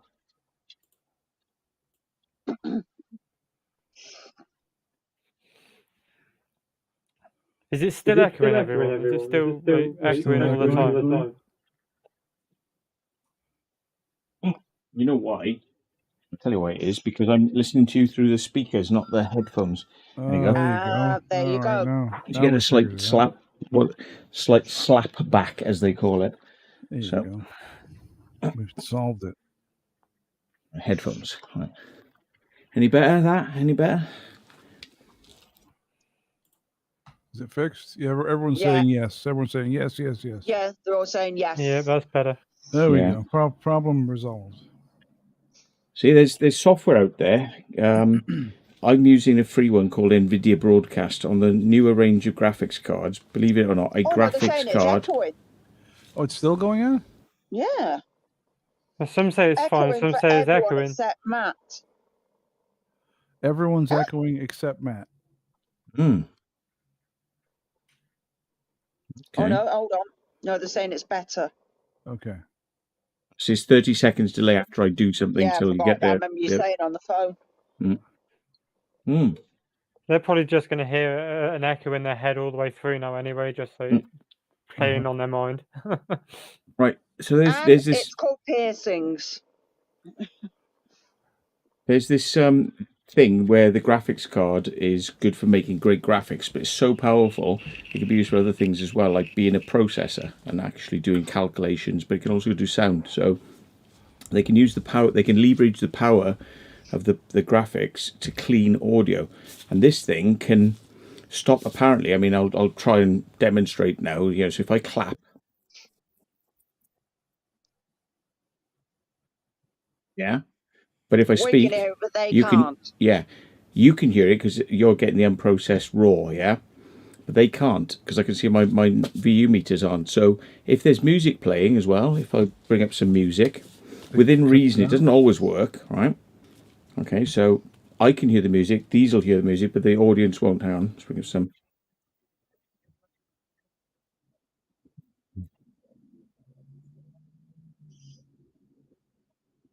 The audience are not getting this now, they just get my voice. How mad is that? Oh, And you'll think I'm lying to you. I'm not. that makes Because me I'm just look like a twat, doesn't it? Yeah, ready? 3, 2, 1. That's what we're all hearing now. No, it shouldn't. Okay, but if I turn on the cleaning, then you'll just get me, but not the music. Okay, so it's very intelligent. It's artificial intelligent machine learning. And what it does, it knows the human voice and it knows what isn't the human voice, so it subtracts everything else. So keyboard, click, click, click, click, click, click. Mouse, click, click, click. That's all gone. Kids, dogs, music, everything apart from you. So you can have a noisy kids in the room screaming and doing all that sort of shit and play music, and it doesn't affect what people hear. Now, Can you get that for real life? So what I do as well It is would be nice. Really I run would it- be nice. I run it both ways so that all the guests, because some of them, their noise, they might have fan noises, laptop noise, and a lot of the time you don't even realise it because there's noise of your air conditioning. You don't even you get so used to it you don't realise it, but everyone else hears it, and that gets rid of it. So I can get rid of their noise for all the guests. I get rid of my own noise, so everything's clean, and that's quite a nice little feature. Now, you don't have to have a graphics card. You can get it. It's a thing called Quick, I think it is, or Crisp, KRISP. But it's expensive. I mean, it's probably going to get free eventually. Does the same thing, but you don't have to have the graphics card to do it. So this technology is out there. Well, here's the other thing it does as well. I mean, it can chroma key, but it's got one of the features is room echo removal. So you all hear about people like putting soft curtains on the walls or putting sponge on the walls to make themselves an anechoic chamber, i.e. something doesn't echo, so they don't get this room hollowness and room bounce. You know, same thing they do in cinemas, so that you don't get this horrible sound going dung dung dung dung dung dung down the auditorium. Okay, so it makes it sound it makes it sound nicer. You know, it's more professional sounding recordings, but they've now got the room echo removal, so without having to put all this stuff in your room and hang the curtains up and get it all right, you just clean the noise, clean the echo of the room, and and the picture, clean up the picture, do it all, and it's like clean, and clean the guests as well. Like you can clean their things up. So anyway, we're getting there. The technology's getting there now to kind of make it quite Very good. cool. So. Right, night, Laura. Laura. Good night, Laura. Good night.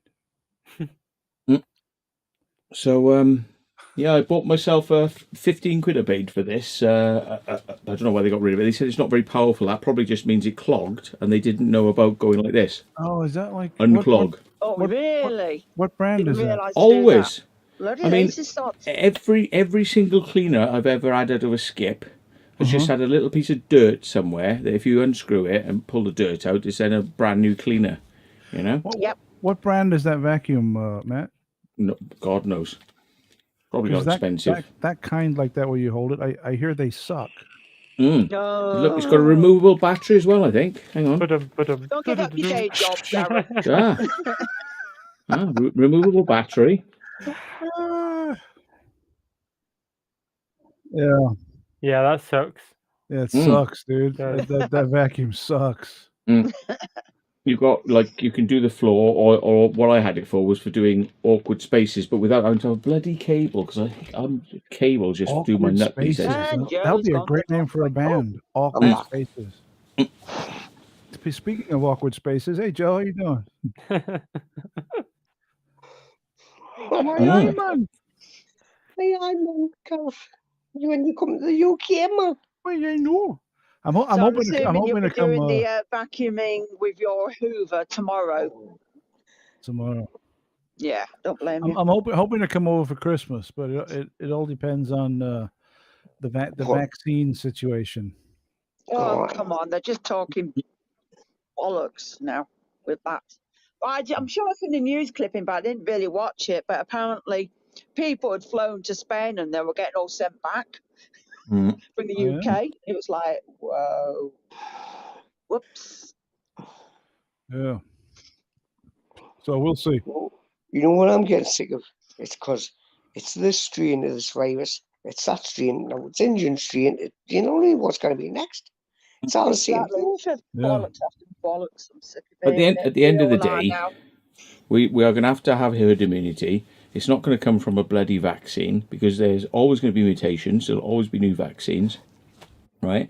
And they know that what happens with the flu, you've got to have a new vaccine every year because the flu changes every year. So therefore, this is going to be going on forever, and people are going to get bored of it, and they're going to realise, well, do you know what? The chances of me dying from this are quite low, and I've got to have a very vaccine every year. And we all then end up knowing it doesn't really do very much. So it's going to be like, it's like trying to sell you a new car every year. Why? Yeah. You know? Yeah. Why? You're right. Why do I Matt. need that? You're right. And you know what? You got to die from something. Exactly. You get hit by a bus tomorrow. You know, You whether it's just don't fucking know. cancer, heart attack, fucking hit by a bus. And they say You're everything that you going like to die is from bad for you. something. So it's just tough shit, really. So stop being a little bitch, stop being a pussy, and get on with your life. Yeah. Exactly. Matt, You're more Matt- likely to die from staying in the house, becoming depressed, Yeah. you know, and not having any work. All those things are probably going to kill you quicker than the bloody coronavirus, you know? so scared. I'm so Why, scared of course the it is, Matt. virus. I'm going to put a mask on and gloves and a fucking walk around like I just got out of a fucking airlock because I'm scared. Get the fuck out of here, you fucking prick. Oh, Retards. somebody else is just Try subscribed doing to you now. American Jody voice there. Why, man? So you've just somebody else just subscribed to you, Matt, and now somebody else again. There you go. Look at this. Good stuff. Right, I heard the noise of it going ding ding. Let me turn my sound up on the Yeah, the well, that's amp. the second one now that's subscribed. Yep. So basically, as it says at the bottom, if you want to do, I'm going to smooth the screen. If you wish to subscribe, it will come up on screen going welcome. I don't have a join thing at the moment. I don't bother with that, but maybe one day. Smash the button, man. It looks Smash like on the actual live stream, Matt, the text is cut off. It's cut halfway. off. I'm just trying to do that now. Yeah. Move was it up looking just at a it. little bit. Yeah. There we go. Is it? No, oh, no, not quite. There we go. So let me just do this. So yeah, the other thing is, if you want to donate, as it says, it's best to donate via that link because I get 100% of the PayPal money. Labs. Yeah, YouTube are taking 30% off the front end and 25 to 30% off the back end. So That's fucking ridiculous, it's dude. coming to like 50% of all money StreamYard donated goes to YouTube for reasons, folks. So. I mean, when you think about it, right? I mean, YouTube is a business, and I don't begrudge them getting a percentage. Okay, it makes sense for them to get a piece of the pie. That's legit. But They're like fucking the British 30%? government. Come on, that's insane. Mm. You know? Oh yeah, they're just right robbing, scheming. It's crazy. It should be 10 or 12%. You know, if they were taking Yeah. 12%, you'd be like, okay, you know, I'd rather they didn't, but I get it. I'm cool with that. Yeah. But once you start getting up to 30% and more, that's fucking robbery. Considering, I mean, okay, yeah, there's the cost of data centers, servers, hard drive Yeah, of space, blah, course. blah, blah, blah, blah, you know, but ultimately the money that Google are making, they're one of the richest companies in the world. So Oh, obviously absolutely. they can build data centers every day of the week for the rest of time, They you know? have literally got money falling out of the fucking sky. I know. Yeah. They have Yes. more money than they know what the fuck to do with. The You thing know. is, though, Yet Somebody they're says, still can you taking turn up a bit, 30%. please, Matt? Hmm? What's that? Somebody's saying on the live stream they want you to turn your sound up a little bit more. he makes it. I can't turn me up. What I can do is I'll turn you down so that we're a bit more balanced. But according to me, I'm peaking at exactly, go on, the same spot as you. That's a good idea, Matt. Turn Jackie down. So I'm Oh, peak. Oh, good I'm job going you too live in loud now. America. I'm too loud. I'm too loud. I'm too loud. So Oh, it's, Matt, I will Matt, put you. I will not someone- be putting your light your fingy up anymore on the finger. You can get stuffed now. I'm not your friend anymore. Oh, come on. Jackie's a little bit less volume. I mean, I'll show you. I'll show you actually. Hang on. So we are. Look, here's me, and I'm going just into yellow to red. Yeah, that's me. So Gareth, say hello. Hello, hello. Gareth's a bit low. Joe. You are quite low, Hello. I am. See, Joe's online. Jackie and Gareth, a little bit low. How's that? Is that Simon. better? Am I going Yeah, low? yeah, you're fine now. There we So, go. So, Jackie, if you were to go into your cog, then audio, then slide it up a little bit, Jackie, and if you could go into your cog, that would be great. Thank you. Derelict is Don't bang on the line. For bruising, you are. Check your And I copyright can shout when you're louder there. probably than start pissing about with that. We are. So I'm So going to then, go in a bit anyway because I've got things to do. So I'll stay on for a Okay, little then. bit longer, and then I'm going to bugger off. And next time I come on, I'll turn myself up a little bit. It's a little bit. yeah, if anybody doesn't know how to do that, look, right, I'll show you how it works. Right? Yeah. Right. I mean, Gareth doesn't need to do it. Derek doesn't need to do it. Joe doesn't need to do it. Gareth turned himself up because he's got manual audio controls. But this is how you do it. You go to. Am I a bit louder now? A bit better? No, you're fine. Go. Okay. So, yeah. And again, if you lean in, you're louder. If you lean back, you're quieter. I mean, we've got to remember that. But you're nice and bassy. Yes, So, yes. Good evening. Good evening, ladies and gentlemen. Welcome to the show. if you want to boost yourself, you know, because it's easier for the individual speaker to boost themselves, you go cam mic, audio, untick the automatically adjust volume, and you can push yourself a bit louder. Like now I'm probably a bit louder, and I can push myself a bit quieter, and now I'm a bit quieter. So But, you know, neighbours, I hope neighbours watching that. If Jack has got fingerprint will. security She's on the got phone, it. neighbours have got. Jackie So- left. there we are. Bye bye, Jackie. Bye-bye. She did say she was going to leave, but there we go. Anyway, so there's no real theme tonight, apart from I might give you a bit of gossipy stuff in a minute. Why are you wearing gloves, man? What's wrong with Because I was doing the You cleaning tidying up. in the dirt. Been No, doing Joe. a bit tidy up, Gareth. So, Matt, people keep asking, that Amazon series of the Truth Seeker, that's nothing to do with you, is it? Wow. Well, How- obviously, how it was- looks like they might well have stolen something from you, but you're nothing to do with it, are you? We're You just were bringing you such a back up. shit stirrer. Well, I I would just sue him noticed for a bit of money, I would. I was one of the first like magazines and people to start using this Truth Seeker moniker, you know, the title. No, I'm sorry. Anyway, when I saw it was coming out, I thought, oh well, this would be a bit fun because it's all going to be conspiracies and UFOs and cults and this sort of stuff. And it's funny, like the Truth Seekers logo, where it sort of goes Truth Seekers, the secret vault, and they sort of like flip it in and go like rum rum rum rum, you know. It's like, and at the end of the day, yeah, it's a piss take, and I like the Mighty Boosh, Noel Fielding, and Julian Barrett, but it was a bit tame. Do you think, though, Matt, that it was just some like weird coincidence, or they actually saw your videos and thought, "Oh, we'll have some of that. We'll have some of that." They might have slyly watched a few of them, Yeah. and it's like with the crop circles. I mean, some of my mates have made some of the most famous crop circles out there, and their stuff's appeared in movies, adverts. There are some people that swear, blind that it's a religious experience and all that sort of stuff. There's people, Yeah. There was a TV series that had Brent Spiner in it and various people. It was called the Threshold. Threshold. Yeah, Yeah. it's a good show. I like that show. The Spiral. Peter Dinklage was in that too. The little midget guy. Yeah. By the way, midgets do have large penises. They have feelings too. So let's not call them midgets. Yeah. Midget.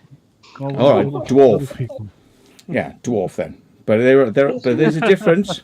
A midget is a midget, and a dwarf is a dwarf. A midget. There's a difference. Scientifically, there's Yeah, a difference. No, I know, but dwarfs are from fucking Lord of the Rings. So what's a little person then?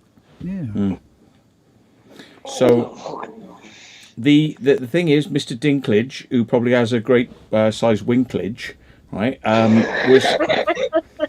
Was because they do. The funny thing is, if you ever watch any midget porn, which I have been introduced to, it's not something I've gone out to look for, but I was in a nightclub one night, right? And because the people I was with, the Church of Subgenius, they like to have a bit of a laugh. They like a laugh. On all the screens in the nightclub, they put various types of porn up there, right? I mean, everybody's going, ha ha ha.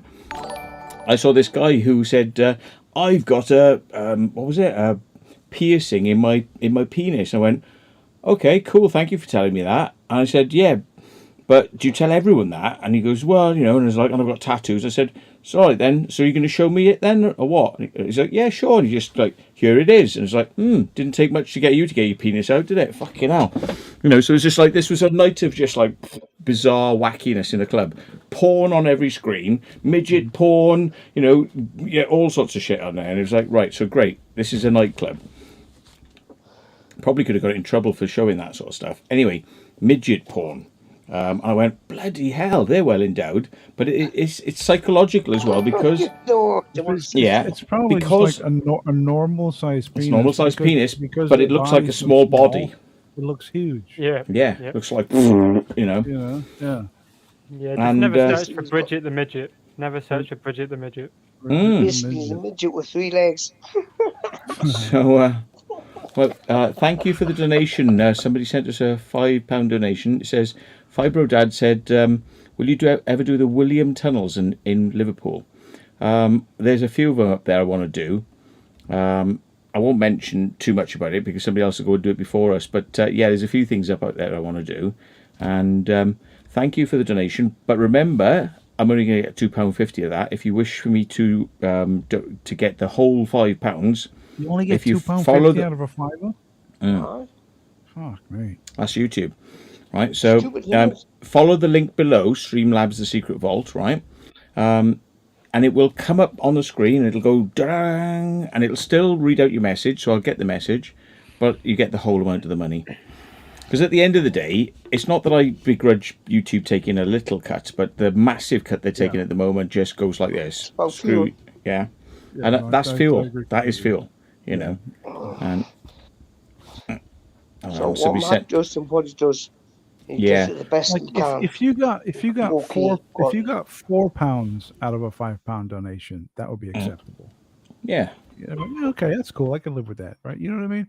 But once it's $2.50, that's like a kick in the balls. It's ridiculous. It I mean, is. YouTube bent over in so many ways to the music industry to say that if you use like a fraction of music, you're going to get a copyright strike, and all of the takings of your video goes to a music company, even though you might have only used a tiny little bit of music.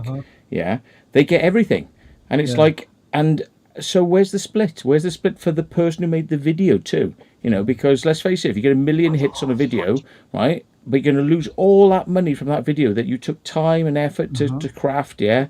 Well, you're an artist too, aren't you? I mean, a musician who goes down and out, he's an artist. He deserves to earn some money, yeah? But the person who just made 1 million, like a viral video that's get 32 million hits, he doesn't deserve anything because he used a bit of down and out, down out. So the man who can play guitar, which in its turn is Yeah. promoting that tune, which will have it people promotes it by buying the that tune. Yeah. You know, because that's a great tune. Where is that? Oh fuck, I'm gonna get the album. That's great.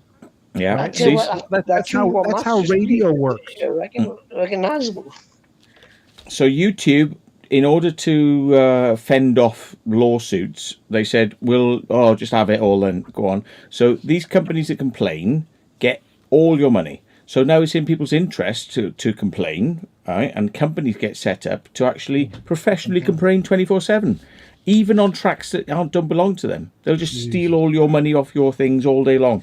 Now, so that's a problem, yeah? YouTube don't give a shit about that, right? Because that's been going on for a while, yeah?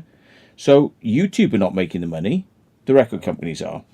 So YouTube's way of making money now is to do this business with the super chats and everything. They take 30% of the money, and then whatever you're left with, then now the tax man's got involved, and he wants 25 to 30% of whatever's left. That's called the profit. Is that only in the UK though, where the tax man just takes it? I don't think they do that in the US. No, it's the US is generated towards. That money goes to the US Inland Revenue or whatever, or the IRS. Yeah. I don't know. I mean, I don't know, dude. Maybe you're correct. I don't know. It's weird because YouTube is a cross-border thing. Yeah. It's where does the business actually take place? Because I'm here now in the UK, but I'm transmitting into the United States, which then transmits it back out. The business takes place in the United States because the activity of transmission happens in the United States. So where is it taxable? It's taxable in the United States, but it's different for which countries it transmits to. Yeah. I mean, because well, in the past, like a television company would not be allowed to transmit from the United States to the United Kingdom for monopoly reasons. You have to have a license to do it. But now with the internet, you can transmit all around the globe. If it's not blocked by your country, it goes everywhere. Yeah. So now you have a problem of like, well, I'm making some money, not much. Yeah, I'm making money from having my videos up there, right? But who's going to tax it? Well, the business took place in the United States because that's where it's coming from. And the business also pays me from the United States. Okay, so who makes the money? Who gets that tax money? Right. Well, yeah, Google don't pay tax in the UK. They don't pay tax in the UK for their profits. But guess what? The people who make money from putting their stuff on YouTube have to pay tax, but Google itself doesn't. Yeah. So it's like, isn't this fucking interesting how it goes? Yeah. So here's the thing. If you do not supply your tax details to provide real provable details of which country you live in, YouTube will assume you're in the US and will charge you between 25 and 30, right, to say, well, this is the highest rate, because some states will charge low tax rates and some will charge up to 30%. So what they do is they say, we will charge you between the two highest rates just to make sure. We'll send that to the IRS, right? Because you never told us which country you were in and you never gave us your details. Here's the flip side. If I then say, okay, well, I'm in the UK and here's my social security number, right? Instead of the US, give your social security number? Yes. And Americans have to, by law, have to now on YouTube give their details, right? So if you don't do that, right, YouTube in America gets the money, right? If you do it, right, then Google will send the tax to the UK, because technically it's not on then them making profit at their end. It's on me as the individual making profit. So it's personal profit, personal tax. Yeah. And the tax man's going to come and go, right, we want that. Where's my tax? Yeah. Well, the only way around it, right? There's two ways around it, right? You just don't bother, which I've done, right? And people say, like, but you've not paid your tax. Well, under a certain amount, you won't be taxed because it's just not enough money. Yeah. Once you reach a certain threshold, I think it's £10,000 a year, which I'm, like, yeah. In a few years' time, maybe I'll be up there, but not right now, right? So, here's the thing. If I sign myself up for it in the UK and sign myself up for tax in the UK, then I'm going to get charged the highest rate, because our rates are already higher than the US anyway, right? Plus also, it'll have knock-on effects. They'll want me to produce books of how much I'm doing and this and that and the other. And like I say, Fucking right? nightmare. Yeah, and what I'd have to prove where the money's going, and I'd have to keep records of every single transaction I do and all the receipts and all that. Why can't we launch an investigation to them to prove what they're doing with our money? Why can't we get Because the fucking government receipts? saw it. Why is this a one-way street? Yeah, Because and the You thing know what is, I mean? It's like, at fuck the these end of the day, retards. This should be a level playing field. You're gonna tax me and fuck with my life? How about I do the same to you, you fucks? You're right, Gav. yeah. So here's the thing: I'd have to produce proof about everything in order to just prove that actually I come in under the threshold. I come in under the threshold and then there's profit versus you got your profit element versus your costs. Okay, so in a business, what you do is you have your costs, and then you have your profit, and you subtract one from the other, and then that is your real profit. Yeah, so you got your turnover, then you got your costs, and then what's left over is your profit. So if I take off my petrol and my tires and what it costs to travel around, and you subtract it, you learn that I'm in negative, so I'm actually earning less than the amount, so I shouldn't have to pay it anyway. But by registering, then I have to produce all the documents to prove it. I can prove it on the back of a fag packet. It costs me money to drive places, you know. If people don't donate, you know, I probably just do a few explores here and there. If they donate, I get to do a few more. I ain't rich, you know. I'm not rich. It's not about the money, right? So people who say like, "Oh, you're in it for the money," and it's like, well, no, I'm in it to do more explores. So thank you very much for sending me the money. If you think I'm in it for the money, you know, you try driving up and down the UK and see what the petrol prices are. Yeah. With people who are into like the paranormal ufology and everything, and like, oh, you're writing books to make money. You're in it for the. It's a bunch of fucking nonsense. The money you make, you're out of your mind if you think you're gonna make money in that fucking stupid shit. You know, it's ridiculous. Most people who write books either self-publish, and it costs as much to post it and make the book as it does, you know, so you're zero. Okay, I mean, you might make your initial investment back. But what you can do, making tons of money, forget about it. Yeah, you can do other things, like you can promote yourself, you can become better known, and eventually you might get taken up by a big book company, and you will get an advance, and you will get paid, and you will be well off. So what you're doing, you're basically trying to promote yourself at the beginning, and you try to promote your work. So this is why a lot of people, myself included, will all go on television. We do it for the, you know, either the petrol money or nothing, because it's promotion. Yeah, you know, and everyone goes, "Oh, look at him on telly. He must be making loads." It's like only if he's like J.K. Rowling and he's you know big. It doesn't work like this. A lot of musicians, a lot of people don't realise, doesn't get talked about a lot. Right? A lot of musicians have other jobs and they don't publicise it. They're builders and workmen and whatever, you know, or if they get really big, they invest their money in things then, but it happens later in life. It doesn't happen early in life. It's like it's still working really hard and working and running around doing all, you know, that. It's hard, you know, and there's a lot of costs involved. No, you're right. So, you're totally right. You know, it's one of those things. But everyone who thinks like, you know, just because Matt's on YouTube, he's getting loads of money, and they go, "Oh, look at that! Look at what he's done there." If I didn't do it with the thing of going through StreamYard, Google would be getting up my arse about like taxation and all this sort of stuff, and they'd be taking 50% of the money, right? So it means 50% of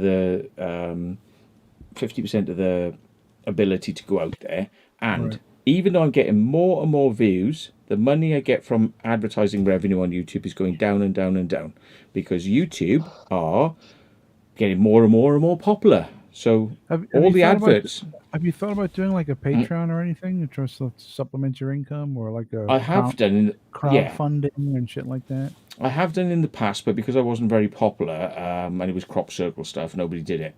And you still have to answer to the tax man over that sort of shit as well, like, you know. So it's a case of lose.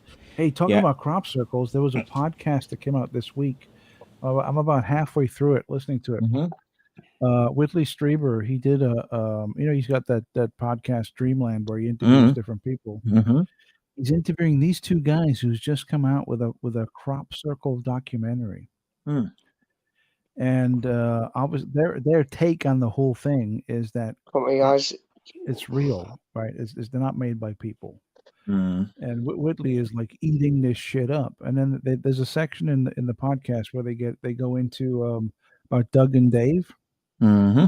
and they're Maths and heavily English. implying, without actually saying it, but they're heavily implying Government Doug- agents. that Doug and Dave were government agents. I'll have to have a look at it. I'm not paying Yeah. money. I'm not paying money to see it. I know it's bollocks from the get go, because people say that sort of stuff about me and they'd never even met me. Yeah. You know, what you got to realize is, right, television is fake, and it's not always fake because the producers make it fake. It's because the public want it fake. Because if it was real, it would be boring. Yeah, and it's like, so they have to sex it up because that's what people want. You know, Entertainment. That's why it's called entertainment. you know, it's what people They want to expect. make it so people will watch it. That's why guns with silencers on go shoo, shoo. Yeah, they don't in real life. They go bang bang, and they're really bloody loud. And they can be heard miles away. They're Yeah, but crazy loud. Yeah. it's like there's so many things that aren't real in the world. Wars, the way they're presented, you know, like actors being hired to pretend to be injured, you know, in wars and stuff like that because they need good footage. You know, nature documentaries from the BBC. I just found the trailer for the documentary they're talking about. I'm going to post it in the chat. Yeah, so I you got it can- as well. But let's have a look. I can bring it up now. I just posted it in the chat. It's called Crop Circle Realities. Is it? Is it that? That's the one. Yeah, Crop Circle Realities. So this is the interview, and they're very, very pro. Some kind of alien intelligence is making these circles, and it's not people. I'd like to show it, but they would stamp all over me. Probably best not to, but check check it out when you get a chance. If you want the podcast, I can send you the link to that too if you want to check it and have a listen. But I mean, let's see who's in it because I know these names. Let me just bring it up on screen. Right. Yeah. Oh, hang on. Let me just bring it down again. Right. We got Stanton Friedman. I met him. He's had a lift in my car once. He's now dead. Stanton Friedman. He was a good researcher. David Serrada, met him very briefly. Richard Dolan, I have spoken on stage with him, and we went and had a meal together, and he was going, so really, you do make the crop circles? I had to explain it to him. He was like, okay, I get it now, yeah. And I was like, yeah, he's a nice guy. Jaime Musan nicked a load of my footage and never paid me, right? Never even asked, and I would have let him use it, right? But he just nicked it. He took it, right, and he took the logo off it, right, and in the credits of the show, he never even said thank you and directed people to my channel so I could have got a few subs. He just totally nicked it, yeah. What a fucker.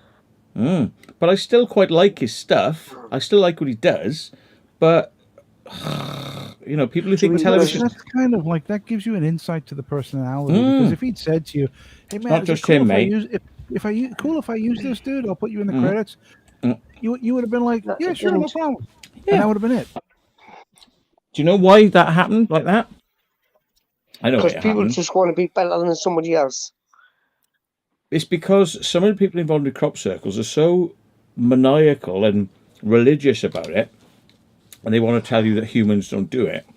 But they come out with these stories, you know, like, oh, we're government agents, you know, we're horrible people, like dark energies and all this sort of stuff. Yeah. And when people go like, well, prove that, they go like, oh, well, Matt Williams did this. He kicked me in the tits and then he stamped on my face. And you go, what? And you're like, and it's like, it never happened, yeah? The shit they pull to get people to kind of go with them and listen to this stuff, right?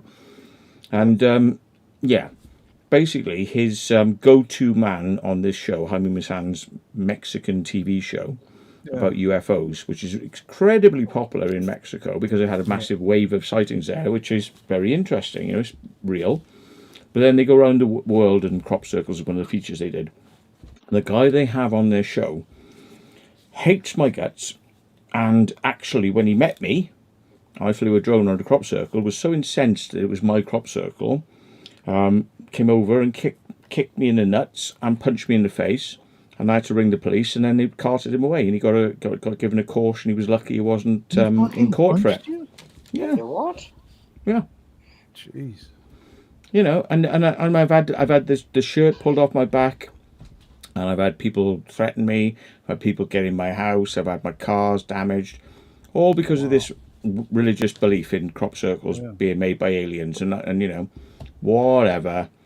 You know, I was listening to it, a little bit of it today, listening to a bit of the podcast, and I haven't seen the movie, how good or bad it is, but listening to them talk on the podcast, it was kind of laughable because they were so fucking like hook, line, and sinker into it, and every little. Yes, Doug and Dave were military operatives, and they were the news clipping was published by the fucking the military and this and that, and I'm like, are you fucking kidding me, dude? They were just two guys on the fucking piss making a fucking crop circle on the way home from the pub.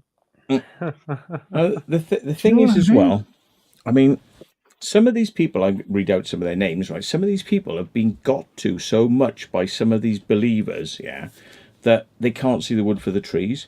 And if they even speak to somebody like me, they're already on guard and they're already dismissing. They're just dismissing because they've been so well prepared and programmed and brainwashed by, the same kind of speak, that it's like they can finish my sentences before I finish them, right, if I'm speaking to them, and I can do the same because I know what they're just about to say and they know what I'm about to say. It's almost like as if they go, yeah, but, yeah, but, and it's this thing of like, oh, they work for the government. Why?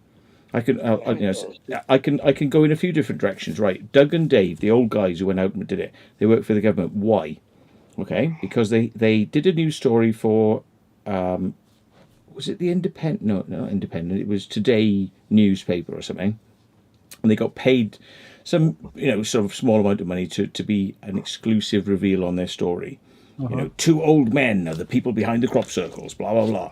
And everyone went, you're kidding me, that's bullshit. They can't, there's two old men, there are too many circles. They never said they made every single circle. What they said is they started it, right, and it was a bit basic, and then other people came along and made it better, and there's lots of teams out there doing it. But what they said is like, we were the originals. So the story comes out, everyone goes, don't listen to them, look at them, they couldn't do that. It's like, whatever. So it's like, it was kind of ridiculed, but a lot of people who, just went, told you so, went, yeah, I knew it was man-made.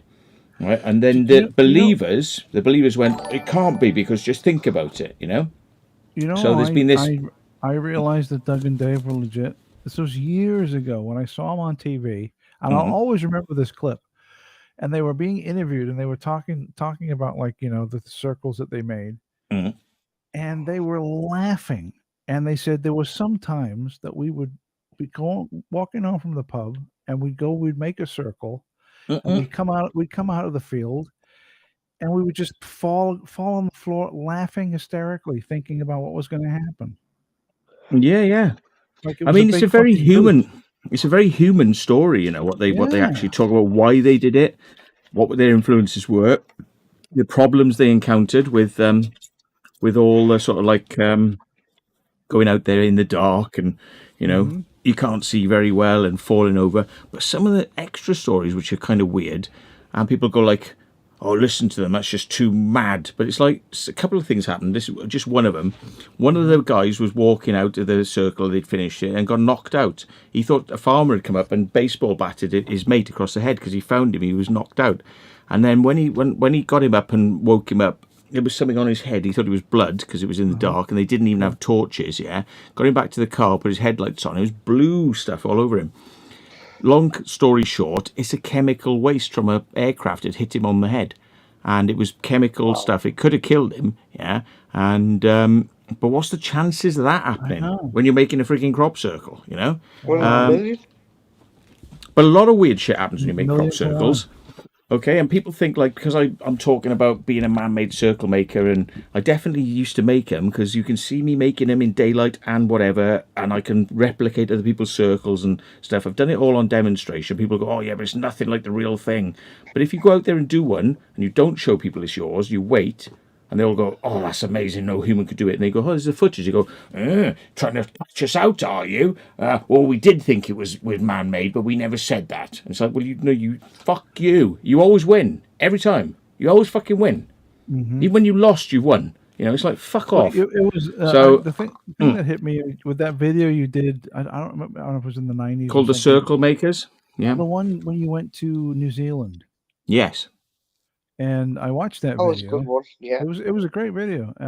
And they got these buses with like a platform on there where they're filming, and you guys go out there in the middle of the night, you make it and everything, and then the next day they show what you made. And dude, it was fucking stunning. Yeah, man. Hey, Matt, Is it true when you done some of them? Was it true that the farmers, when you the helicopter ride, and when you took that, where was that again? Near Australia, New Zealand, wasn't it? Mm-hmm.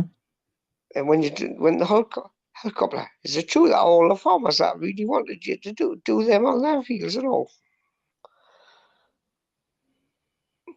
Not really. Not in New Zealand. They'd never had a crop circle in New Zealand before, apparently. Was it new But- where you went? When you went in the helicopter, Mhm. Australia, wasn't it? Yeah, it was a nice experience because it was paid for by the Japanese TV, who were very sincere. Yeah. They don't pull any stunts. Whereas, I mean, when you've worked with television companies as much as I have over the years, you realise they have a narrative they want to tell, They cut you out, right? Yeah, and if you don't fit that narrative, they'll just chop you to make you say words and say things that weren't really what you were trying to say. So, you can't win. Yeah, they'll either say, read this script, or they'll ask you questions in a certain way so that by the time you've said enough, you've got what they want anyway, so they make you say something different. So it's so hard working with the media. It's really, really hard. But the Japanese were very nice people. So they did a good job. They let us do what we wanted to do. They didn't push us to do what they wanted to do, and it's like it worked out quite nice, and it was a relaxing experience. It was great.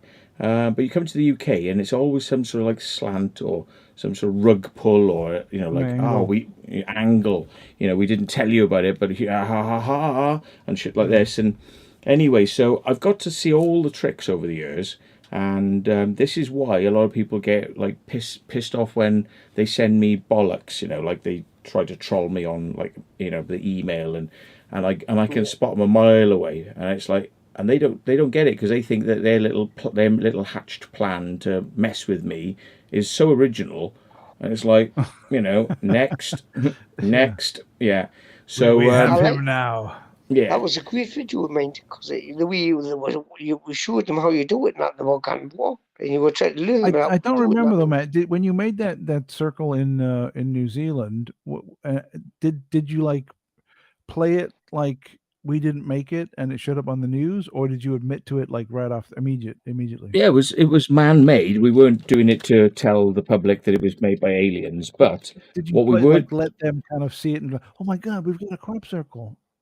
No, I did something else with the Japanese, which was to fool the public, and it didn't come out for a few years, but they actually told me it wasn't to fool the public, so they were a bit mischievous with me there, but it's a long story. But that was a UFO. They asked us to create a UFO, and we created some lights, and it created a sensation, and 3 years later, after it had been analysed to death, they said actually it was us, but they wanted to see how the public would react. And it was from start to end. This is how the public react if you send up some lit objects. That's what they'll do. I'm just gonna go grab another beer. I'll be right back. Okay. But I'm skipping over this here, so it sounds like arrogance. And if you don't know the subject matter well, you might be going, "What did you say? How does that fit together?" But go and watch my other videos, like watch Circle Makers, the documentary. It's on YouTube. It was somebody else filmed most of it. It's called Circle Makers, and it's 3 hours long, and it's just uncut interviews with people who are circle makers, the early guys and the new people who took it on and carried it going. You don't have to believe it. You can believe it's all bollocks if you want. You can believe whatever you want to believe. But at the end of the day, at least you get to hear a different side from the circle makers, the actual artists, why they do it. And what I thought was interesting was my mate filmed this as a piss take, because he wanted to take the piss out of crop circles and show I was a bit of fun. And his thing is called and his thing was on television. It was called Croppies, and it's a lot of tongue-in-cheek moments in it. Fair enough. There's a lot of funny stories about making crop circles. It's funny, as well as being, people believe it's real. It's also quite funny as well. So, but I said to him, you were the guy behind that documentary. And I said, can I watch the original raw edits? And he went, yeah, sure. And there were hours of stuff and stories that I was interested in, which didn't make it in the show. I said, can I put these in unedited so we can just hear what people, said? And he said, yeah. And there was a big theme going through it, which is what I'd experienced myself, which is weird experiences and weird coincidences and telepathic ideas of what to make as a crop circle, yeah, whilst you're out there in the field seeing balls of light and stuff like this, you know, and some of the circle makers are embarrassed to talk about it. Some of the circle makers themselves will talk about it but dismiss it as, oh, it's probably something else, it's probably something else. And then you've got the likes of me and other people who go, isn't this really interesting that we're all getting these designs pop into our heads, and then we see balls of light, and then other people get healed and all that sort of stuff. So there's all these different angles around it. And to me, it was kind of like the stuff that people don't talk about.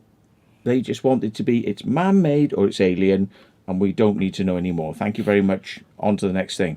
So yeah, I just put it out there, just like unedited. This is it, you know. So And then digging through my my newly formed library, I'm still putting books in there, but I came across some crop circle books. mm, So this mm, and this one Yep. by Lynn, your pal Linda Moulton Howe. mm.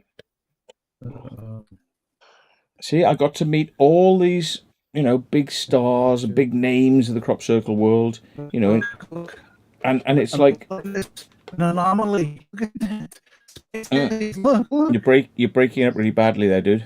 Oh, sorry. And this Michael Glickman. Michael Glickman. Yep. Bring Oh, it up Right, now. guys, I'm gonna shoot because Okay, Oh, Derek.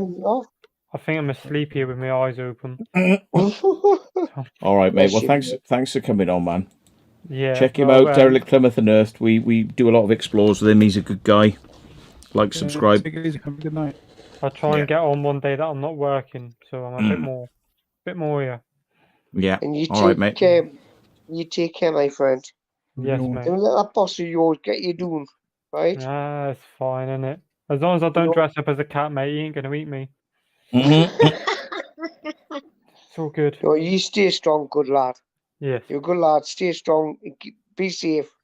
See you all later. All the best, man. Oh, what have I done now? Yeah, the camera. Cheers, mate. Matt, Let's bring it I down. think he's a great lad. Him. He's put some shit away that graft mate. Oh, It's all right. I'm just going to try the focus again because I've got a big screen so I can focus it better. Perhaps let's see what happens there. That's better. Oh, there we go. What's that Right, then? back. Let me memorise this. What's that then? It's the photo focus now is shit on this. Why, aye, man. why, aye, man, Gav.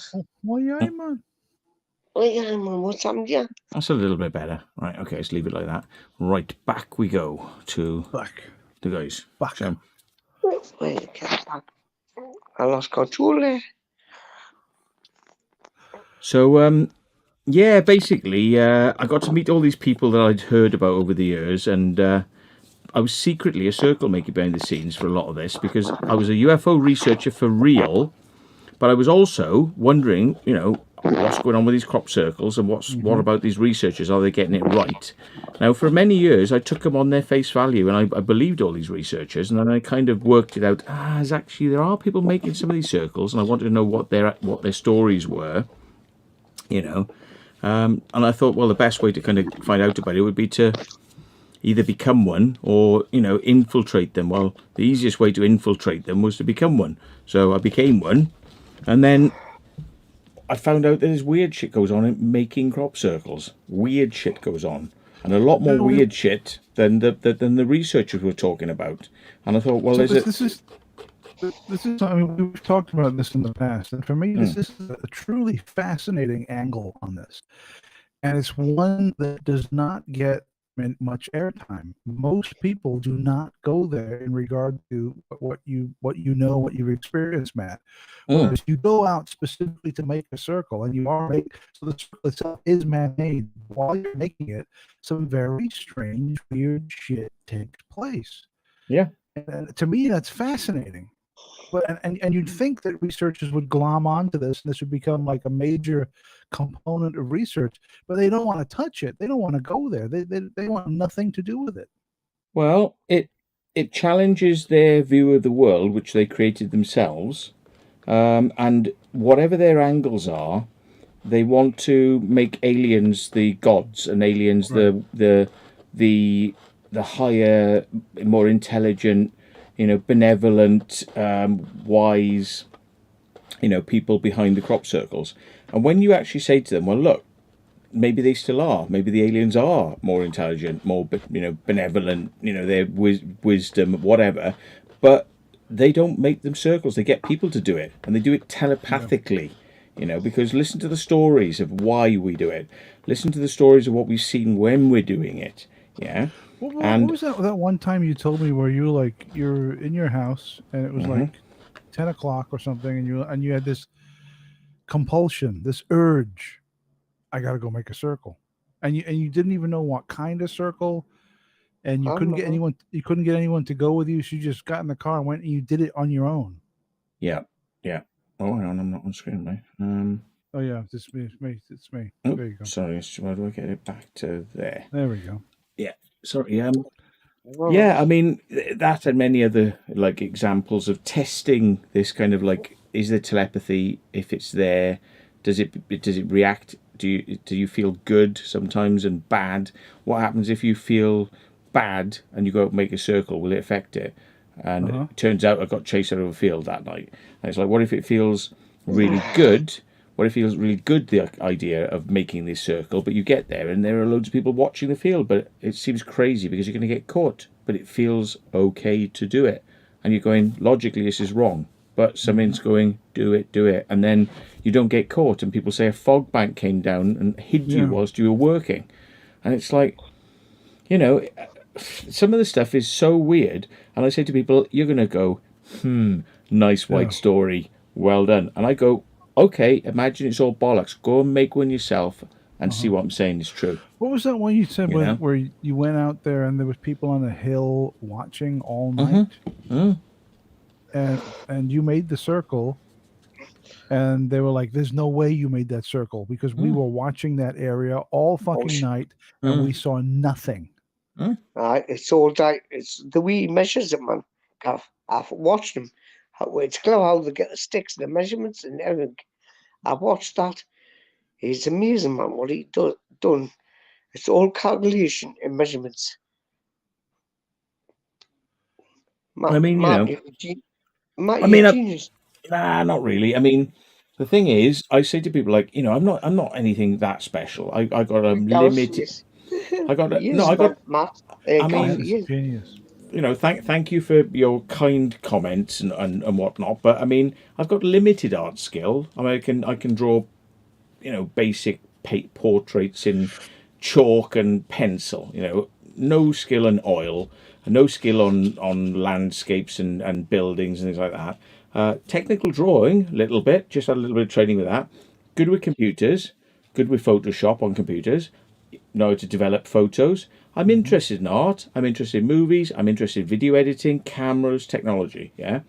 Right. But, I'm not a master artist.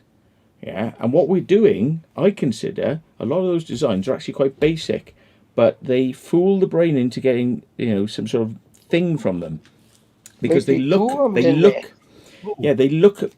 complicated because to the average person, it's like boggling the mind, Here's one I want. Here's one I want to ask you about, Matt, and you may or may not know about this, and I'm hoping that you do. The Chilbolton alien face, yeah. Yeah, what's the deal with that? Because when I was listening to this interview, Strieber and these two guys were they were like losing their shit over these things. It was legit. There was a message. It was this, that, whatever. What's the story? The real story. Somebody's saying, "Bitches leave." Oh yeah. That's a movie quote. That is, "Bitches leave." Hang on. I'll play it. Ready? There you go. I didn't hear that. You didn't hear it? No. Oh, I thought I played it. It was coming through on my end. Anyway, it's what anyone can tell what movie it's from? I know. Bitches leave. Give it 30 seconds. I know what it is. Anyway, I've seen the picture. I know what you mean. Bitches leave. The alien's face. Here's the. It isn't how I started interesting crop circles. At first, I made weird little shitty circles that were so shit that they would be bound to be found out as being fake. And I did it because it was something simple we could do, and I wanted to see the reaction, right? So we went in and we literally just made a mess. My mate rolled his body on the floor, and I went stamp, stamp, stamp, stamp, stamp, stamp, stamp. And people came along and said, "That's amazing. The lay in there is like nothing I've ever seen." Design was bloody awful. It was like a kid had scrawled it, What about Chilbolton? Okay. Give me the info. All right. So, yeah, Chilbolton, this is political. If I knew it was made by people, I wouldn't say, right? There are some circles out there that I will not say that for, because maybe I know, maybe I don't. Okay. But the people who make these things sometimes say, well, if you're either helping us or if we tell you, you have to swear to secrecy. Okay. So there are some out there that I have to, for political reasons, say that I don't know. And maybe I do, maybe I don't. But what I can say is, You're right, Joe. You're right, mate. Not really. What's going on, dude? You got a cold or something? You need to pack in the fags there, Joe. Yeah, it's a fags. Hi. Smoking the fags, will you? And mate, stop talking like that, Gareth. People think poor Tavi thinks I come from Glasgow or something. Glasgow, right? I know that. You know what I mean? Like, anyway, so I'm sorry. I was on his chat. Matt was on his chat. He says, "Oh, Joe on the Sunday." He says, "Oh, Joe on the Tamebridge." Oh, I forgot. He said Tamebridge. That's like Vic Reeves. You stop starting thing now. You stop starting thing. Are you having a look at our bras? Me, I don't care. That'll pull me down. Got any booze, foot baby? Yeah. It's odd. No booze. I'll tell you what, now pull me Chilbolton, come on, let's go. Chilbolton, yeah. So basically, because some things out there are so damn cool, right? And some of them are so mind-boggling that the teams that may be able to do them, even though they've demonstrated things very similar to them in other places, don't want to really admit to their best of the best of the best.com, because if they do, they kind of they devalue it, they devalue their work. Right. So some of these people, will deny their own work. Yeah. And if anyone says, "Could you make that one?" and they go, maybe, but maybe, but what do you reckon? Could you do that? No, I couldn't. I don't know. Well, let me ask you maybe, this, and they play their own work down because well, that makes sense. I understand. It's kind of like that makes sense. It's. Let me ask you this then, Matt. If out of 100, if there's 100 crop circles that exist, how many are made by people? Just a guess. I'd say nearly all. So there's your answer. Okay. But I mean, then you'd be free, and certainly the circle believers are always going to say, "Well, that's bollocks," and the best ones are definitely not made by people, and the shittest ones are always the ones made by people. I would say the reverse is true, though. If crop circles, if there are some crop circles that are genuinely not made by human beings, I would say the most basic, like just a circle, the most basic circles would be the natural ones. The really complex ones would have to be done by people. Well, can I say something? I think if people are come from another world to our planet, they're not going to leave a mark at all. Why would they do that? It's their tagging. So you go, why? They go right. Beepers. So the Americans put the flag on the moon, which they didn't really land on the moon in the first place. How'd you know right? that, So I don't get all about that. I've watched all the programs. Get NASA on the phone right now. Joe has solved the mystery. Right, so but the thing is, if really light beams and everything You get singed leaves and that, but they didn't leave a signal like seeing where the jet engine are. They're supposed to be floating, so why should they leave a crop circle? The little eels jump with the craft and now can dancing around. Do you know what I mean? Well, I mean, people ultimately they're going to have to make their own mind up, and if they can't make their own mind up, they'll go to the conferences and books of people that are supposed experts, and they'll read their opinions, and then what tends to happen is anyone who's read somebody else's opinion subconsciously it gets burnt in there, so they keep repeating it. They keep repeating somebody else's opinion, but they haven't really researched it themselves. So they kind of almost give up on their own their own investigation and just keep repeating somebody else's investigation. So if you say, well, if you go back to basics, maybe the original story wasn't true, then everything you now believe about it is based on false logic. So therefore, you can keep doing that all the way down the line, and create a religion or whatever out of it. And who knows, if you believe in something enough, you'll filter out the negatives and you'll only go with the positives, and you'll want to believe, and you might even end up hallucinating things to say that kind of you saw X, Y, and Z. But the people who make circles have weird beliefs too and see strange things too. But the people who believe in it, the people who believe, hate the circle makers, think we're making it up, can't handle it, and it's like, but I told people the truth from my perspective, and from the other people's perspectives. We've all got a story to tell. They're not all the same, but there's crossovers, and crossovers I think are important. Well, for me, this is the most fascinating element, though, is that yes, circles are made by people, but there is some kind of otherworldly hand at work here. I find this incredibly intriguing, and it blows my mind that there are not other researchers that have glommed onto this and started going down this path, because to me that's really fascinating, Yes, I think for you, Gav. Right now, flying I saucers, never. right? Sorry. Go on, sorry. I thought you. Go on. Sorry, I thought you were saying something else. You got flying saucers now, right? And spaceships and that, right? Now, the thing is, in Egypt, how come inside them tombs on their stuff, how did they have spaceships in? But we interpret them as spaceships. Yeah, we interpret them. Yeah.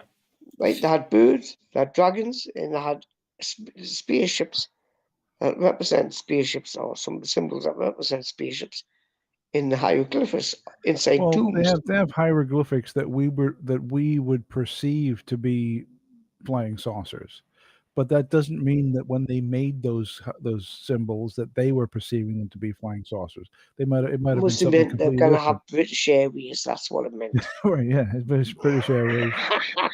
Yeah, I mean, there's pictures of people in the tombs with their arms like this, and it looks like they're wearing like a wristwatch, right? So from a modern eye, we interpret them to wearing a wristwatch, but in reality, it's probably just like a fucking a some kind of clasp or a bangle or something on their arm. But it's just a modern view interpreting what we perceive. Now, to be it very well might be a flying saucer, right? Well, we don't know, but it could be other things also. I watched too much Secure 10. That's what's the matter. Secure Team 10.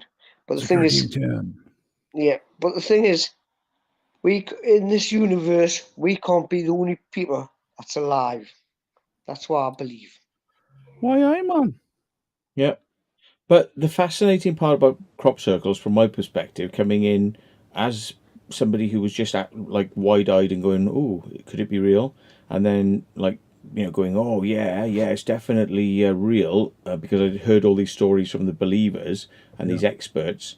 To then going, "Oh well, apparently there's some people who make them and they're horrible bastards." But I would like to meet one though and speak to him, because I'm not offended by the fact they're making them. I'm just saying, they probably are getting paid by the government to spread a story that's just not true. And I was like, but I didn't just let that kind of hold me back from meeting them, and then I ended up making them, and then I could see that even if I made shit circles, people believed they were real, all the way through to very good ones, which they believed they were real. And and in that process of making circles from shit to good, and even being part of the teams that did excellent work, yeah, what people believe is up to them. What they believe is they're going to believe whatever they want to believe, and they're going to believe it all the way from this side of the story or spectrum all the way to over here, and they'll argue with each other about what's true. But they go, at least we're believers, though. At least we're believers, not like those government agents trying to deny it. But for a microcosm, as a microcosm, I just finish this because I don't want to get off the thing, right? As a microcosm of maybe religion or other subjects like ghosts or maybe UFOs, what it teaches you is that what you come to the table with is brainwashing. What you leave the table with might end up being truth or brainwashing or wishful beliefs. You know, a lot of it's wishful thinking. Yeah. Wishful thinking can become hallucinogenic reality, yeah? Or is it reality? And can you tell the difference? Maybe you influence yourself to hallucinate, or maybe I did see those UFOs and those balls of light, and maybe I was influenced to do that, you know? And I got more questions now since making crop circles than being a believer. I got more questions. So didn't you have like a run-in with Whitley Strieber where you kind of tried to convince him, like, Excuse me, like, gentlemen. hey, I'm going to have to call it night. Okay, mate. All right, Joe. No worries, mate. Good talking Catch to you later, again, man. Joe. Been great talking to you, Matt. And Matt, and Gav, you take care. Matt, You too. I hope you get your back sorted out. If it's not always sorted out. Yeah. You take care. I'm looking forward to your next vids. Cheers, man. Well, I always give you like, you know that. Gav, you take care across that water. Mm-hmm. See you, Joe. Have a good Just one. come back to Britain, would you? With your family. I'll be back. You take care. And to Bye, everybody Joe. on live chat, it's been great chatting to you all early on. Take care. And remember, Best, mate. smash the like button, subscribe. Right, that's me gone. That's Bye. enough fun for me. Good night. God bless everybody. Good night. Take care. All. Night, Joe. Some people say, Matt, write a book. I used to read books. There's a lot of detail in books, but I think crop circles are so visual. Make a documentary, dude. You got the fucking We did skills. it. We did it. I did it. did? I re-edited my friend's documentary to include all the edits. You know, instead of just his interpretation that he put on it, and he just took funny bits out of it all. Yeah. You see, and I expanded upon it. So, Circle Makers, if you haven't seen it, have you seen it, Gareth? Don't know. I don't think so. Doesn't ring a bell. Worth it. It's really worth it. Because is it on the Secret Vault or the other one? The other place, yeah. Okay. But you know, it's 3 hours long. I'll take a look. You know, it's 3 hours long. But all it is just uncut interviews where I don't pull anything out. I just get rid of the pauses, you know, and where the cameras had to cut for some reason, you know, and I just put it in. And the funny thing was, I wanted to show people that we have similar experiences. We might be very different backgrounds, very different beliefs about what it's about and why we do it, but there are overlaps. The UFOs, the weird coincidences, the things that happen to make circle makers go, I really love doing this because I see the way the public react, and I've seen people be healed in my formations that I've made. Oh Jesus. Healed. Okay. And as I said that, then I got a load of acid come up. Oh, it's fucking hate that when that happens. Right, I got Rennie straight in front of me actually, but yeah. Let me get this straight. This is fascinating to me. So you make a circle.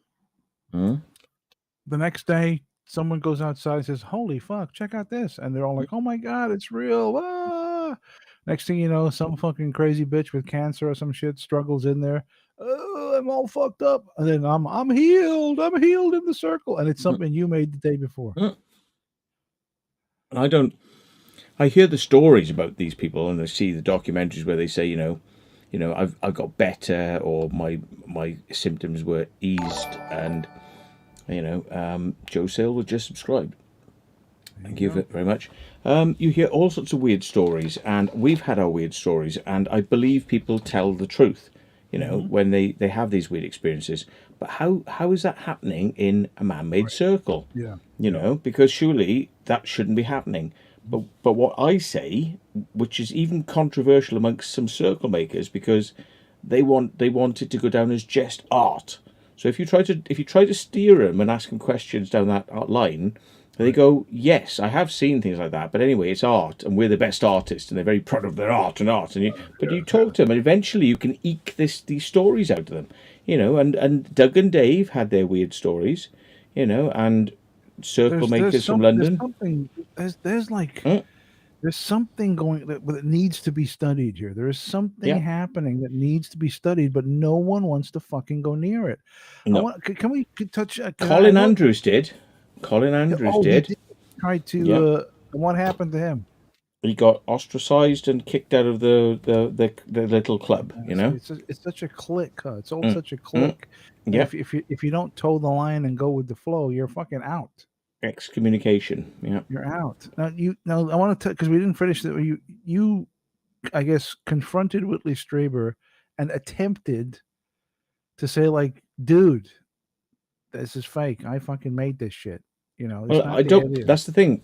We don't say fake, and we don't say hoax. No, but okay. Maybe I'm using the wrong words, but you get the gist of what I'm saying. Yeah. And when you kind of laid this out to him and said to him, like, dude, you know what? Calm down with this alien shit. It's not. He lost it. He was. Well, maybe it is. Maybe it is alien shit. I don't know where we get the ideas from. No, you know. But I'm just saying. You know what I'm saying? Keep an open mind. Yeah, but he's saying that human beings did not create the circle. It was created by some supernatural paranormal means. That's his view. And when you tried to kind of snap him out of that delirium, he got pissed. He got upset. Yeah. Well, first off, he said, well, you know, it's interesting what you're saying, but how could you prove it? And I said, well, I could send you a design that we're going to do, and you'll know it's coming. We'll do it in a way that maybe I'm going to do a few things I know are going to trigger some people's like imaginations who like certain things in those circles. So they're going to go, wow, you know. And then you sit back and watch it, like I watch it, like, you know, and we'll see what people say about it, yeah? Right. And you'll see it blossom into what it normally blossoms into, which is this story about how people couldn't do it and all the weird experiences that have happened in it. Now, I say I don't doubt that the weird experiences might be real, right? And I'm not saying that people are wrong for their beliefs, but what I'm saying is that the origin of where it comes from is very misunderstood. Now, therein, we need to study this. Okay, now because you're a big influencer in this field, and you know, I wouldn't want to waste my time just like showing this to just anybody. You know, I've approached a few people in the past, and they've told me to go shove it. Yeah, and I'm hoping that you might be open to that. And he said, "Yep, send me a design. I'll sit on it. I won't tell anybody. I'll zip my lips." And the night I went out, I sent him the design. And he immediately secretly called up crop circle researchers and said, "Hey, warning, guys just made a crop circle. You know, don't be fooled by it. Don't say anything on interviews that like say it's real. Don't." And it's like, and then one of these guys rang the police and said, "Oh, but this guy Matt Williams reckons he's made this circle." And they came round, 16 police officers raided my house. I admitted to it. I could have said, no, I was just joking. I didn't really make that circle. I could have said that to get out of it, but I didn't want to do that because I was like, I was pissed off, you know, that these people had, you know, why do you think he did cheated me by promising they were going to keep it secret. Yeah, but why do you think he would? I mean, from my perspective, if I was in his shoes, this would be like the keys to the kingdom. This would be able to open a door, and I would see things from another perspective, and I could crack this thing wide open. Why would you not go with the flow and see how it played out, as opposed to getting on the phone and being like, "Hey, check this out. This motherfucker Matt Williams is doing this bullshit." Whitley is an author who writes about aliens having abducted him and others. He has his perspective on reality based on things that happened to him. He believes the government are in one big massive conspiracy, which they probably are, you know, to cover it up. But like, he's very, very much like, I got the answers, you know. And Yeah, but it's I like, thought this fuck. this will kind of like challenge his mind a bit, and he'll kind of open his mind, and then he'll see Yeah, that, exactly, you know, exactly. maybe there's a few other things you could have thought of. You haven't quite thought of Right, it right. fully, you know.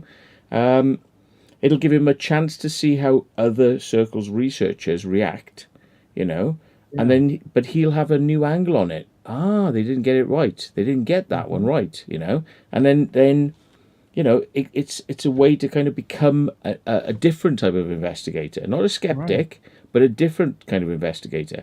And I liked Whitley Strieber, which is why I asked him, because I Uh-huh. read his books and I've seen Yeah, his yeah, movies, and I liked the guy. yeah. Yeah. Same here. So I thought, I'm a big fan. Yeah.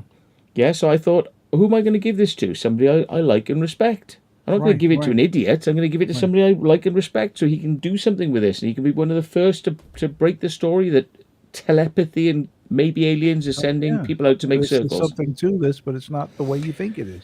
Yeah. And what did he do? He went and shat on me and said, you know, oh, it's not real. This guy's circles look shit, you know, and all this sort of stuff. And then the police got involved, and I got arrested and prosecuted for it, which is like, it was bad at the time, but now I look back and think, well, yeah, it made me able to talk about it more, because I was trying to secretly speak to Whitley Strieber and secretly speak to these researchers to kind of give them the inside track, and they weren't having it. Then, because it got blown out of all proportion because I got arrested, well, everyone's asking me now, what was all that about? And I'm like, well, I believe in it, and that's why I do it. You know, and they're going, you know, what are you on about? You reckon that Well- you're kind of getting the ideas pop into your head to do these things? And I said, well, have a listen to this experience and this experience and this experience. Isn't You that know? like you can add that to your resume though? Because you're like, correct me if I'm wrong, the only person who's been arrested for making crop circles. Yeah, that's like saying you're a very well known bank robber because you fail at robbing banks because you got caught. You know, But you know what I mean. It is kind of a kind of twisted but claim to I fame. dobbed myself in a way because I trusted a researcher with the knowledge, and they so couldn't handle it. up. They That couldn't is handle so it. fucked up, dude. Because I mean, I am a huge Whitley Strieber fan. I've read all of his books. I listen to his podcasts. I think he's great. And then when I hear shit like this, I'm like, what the fuck? Come Yeah. on, man. Come on. This is bullshit. You had the fucking keys to the kingdom handed to you, and you pissed it away. I mean, I used to really like Whitley Strieber and Colin Andrews. I still do like Colin Andrews. He was one of the good guys. And Linda Moulton Howe. You know, I used to worship these people because I thought, whoa, look what they're doing. Look at this research. You know, so I thought, I've got to try Linda. You know, she's in the UK. She's coming over. Yeah. And I said, would you like to see a circle being made? You know, we're just going to make it. If you want to experiment, just kind of, you know, like take some readings or whatever beforehand. As if you want to call it shit, call it shit. Right. I'm not going to, you know, just tell the world It what is you what it think is, and what yeah. we do. Yeah. So she sort of came along. She was like, like watching us do this circle. And there were guys there with meters, and they tested no readings. And at the end of it, and it was a very obvious logo for a company, right? They had the highest readings they'd ever had on that equipment ever. Yeah. And I said, but it's just a logo for a company. You know, this is not like, it's not like, you know, so sort of like magic symbol or something. And she was like, And I thought, well, she's at least now going to go and tell people. I can't understand why there was all these readings there. We're going to have to look into this further. There must be a reason for it, but it's definitely a man-made circle. It's definitely a man-made circle. I'm not interested, but there were these readings. I thought, Yes, you know, well, tell the there's truth. something going on, yeah. For This sure. is what she said, right? I saw some people trying to make a crop circle. It was very messy, right? And they work for the CIA. And no mention at all of the fact that weird readings were had. So I'm a British citizen. I don't work for the CIA, yeah. But why not tell people just the truth, even if you don't like it, and you can dismiss the truth. Exactly. You can dismiss it, but at least tell it. Oh, this is No, so she fucking sad, dude. It's She so wasn't horrible. even prepared to tell it, and then I went, "Oh my god!" Because it's like all my heroes turn out to not be the people I thought they were.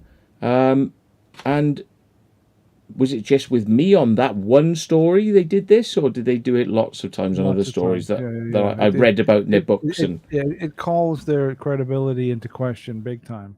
Mm. Because if you have a personal experience with someone, and you see it with your own eyes, some shady bullshit unfolding.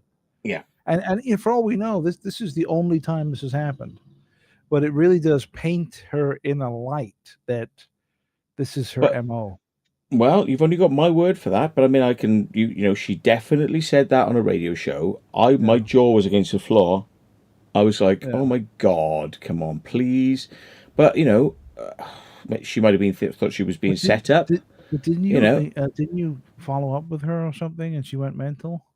I said hello to her once or twice. I've seen her in the garage filling a rental car up, with petrol, and I went hi, and she was sort of like, "Bleh." And it's like, and then I saw her at a conference, and she hit me with an umbrella. But did she fake it? Bang. Like I don't know who you are, or did she recognize you? Yeah, she kind of recognized me and sort of like and walked away. Yeah. And then I went up to her and I went hello, and I thought I better not try and shake her hand because she's going to recoil, because we're evil and we ooze negative energy. You see, we're like dark force. We're like Sith, apparently, like Sith lords and stuff. Right. So even though the crop circles are actually heal people and are actually a positive message for humanity, I think but they sell us as the bad guys. Well, I met her at a conference, dude, and it was after you and I had spoken about this incident. And when I was standing next to her talking to her, in my head there was a voice saying, "Bring up Matthew Williams. Bring up Matthew." But I couldn't do it. I could not do it, but I was so fucking tempted to throw your name out there to see if she said anything. Yeah. I couldn't do it.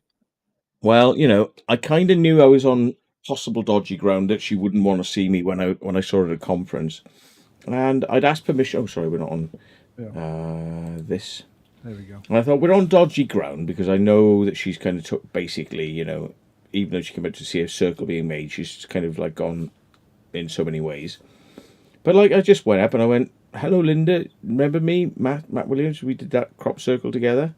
And she just like looked at me and she just like pulled up her umbrella and started hitting me with it and going, "Get away from me! I don't want to speak to you." And I'm just like, bit over the top, not professional. Yeah. This is, not very debate-like, is it?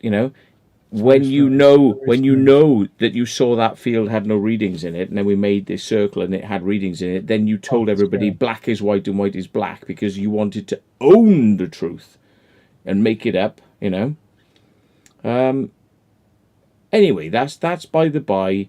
I'm slagging her off. Maybe to the public, they'll go, "Oh, maybe he's making this up. Maybe he does work for the government.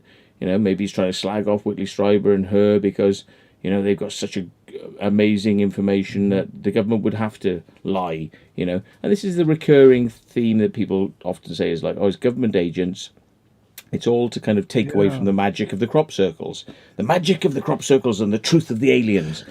Listen to my story. I'm talking about aliens now. The circles are magic, but just not how you were told. It's like, because I guarantee you, I guarantee you that if I had an interview with Whitley Strieber or Linda Moulton Howe, and we're talking about general shit, and if I were to bring up the incident that you just related, they'd be like, this interview's over. Yeah.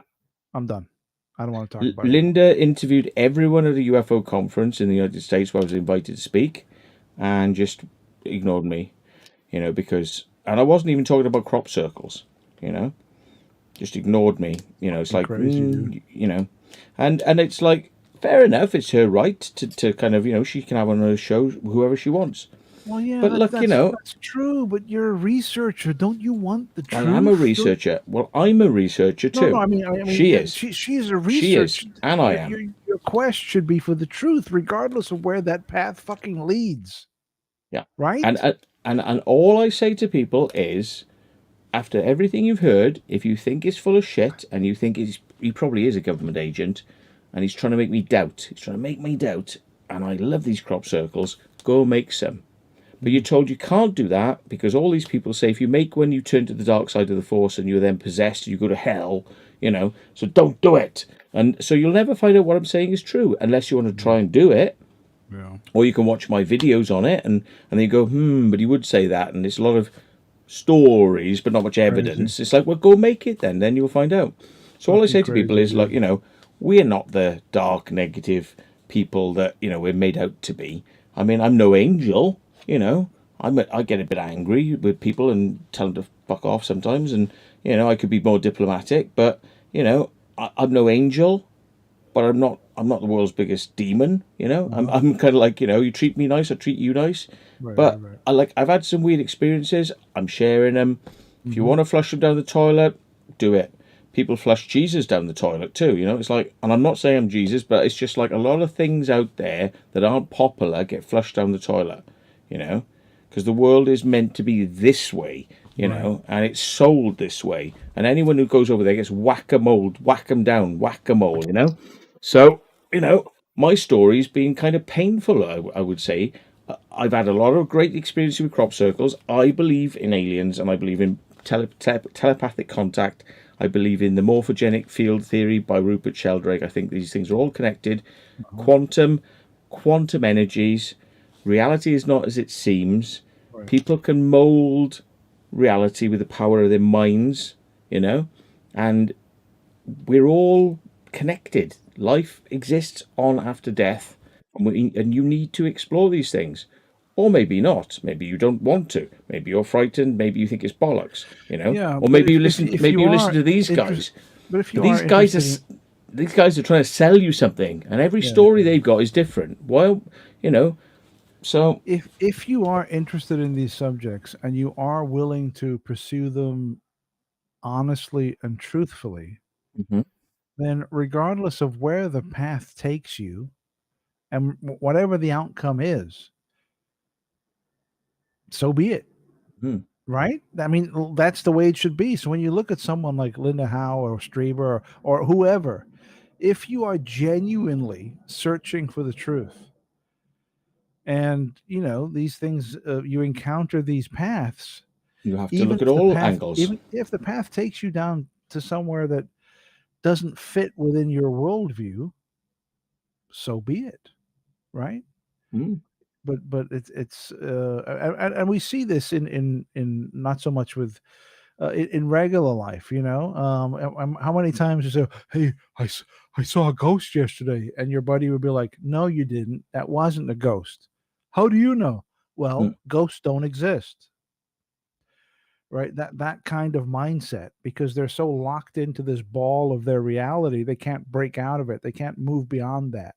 So because what you're describing doesn't fit into their worldview, then obviously you're either mistaken or bullshitting, because it doesn't fit within their reality, and it shouldn't be that way, right? You should have the mental fortitude to follow the path to wherever it goes, and change your opinions along the way. But unfortunately, most people can't do that.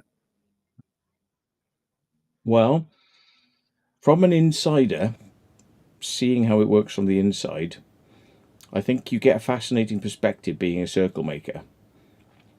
You're going to get disappointments because, you're not going to have people respect you. You're going to be ostracized. You're going to be disbelieved.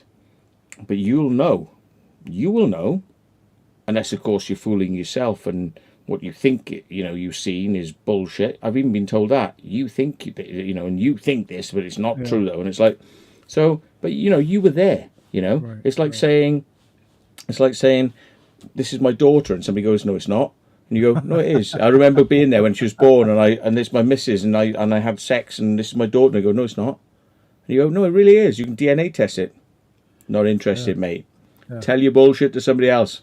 And you're just walking away, and you're like, it's like that. You know it. I know it, right?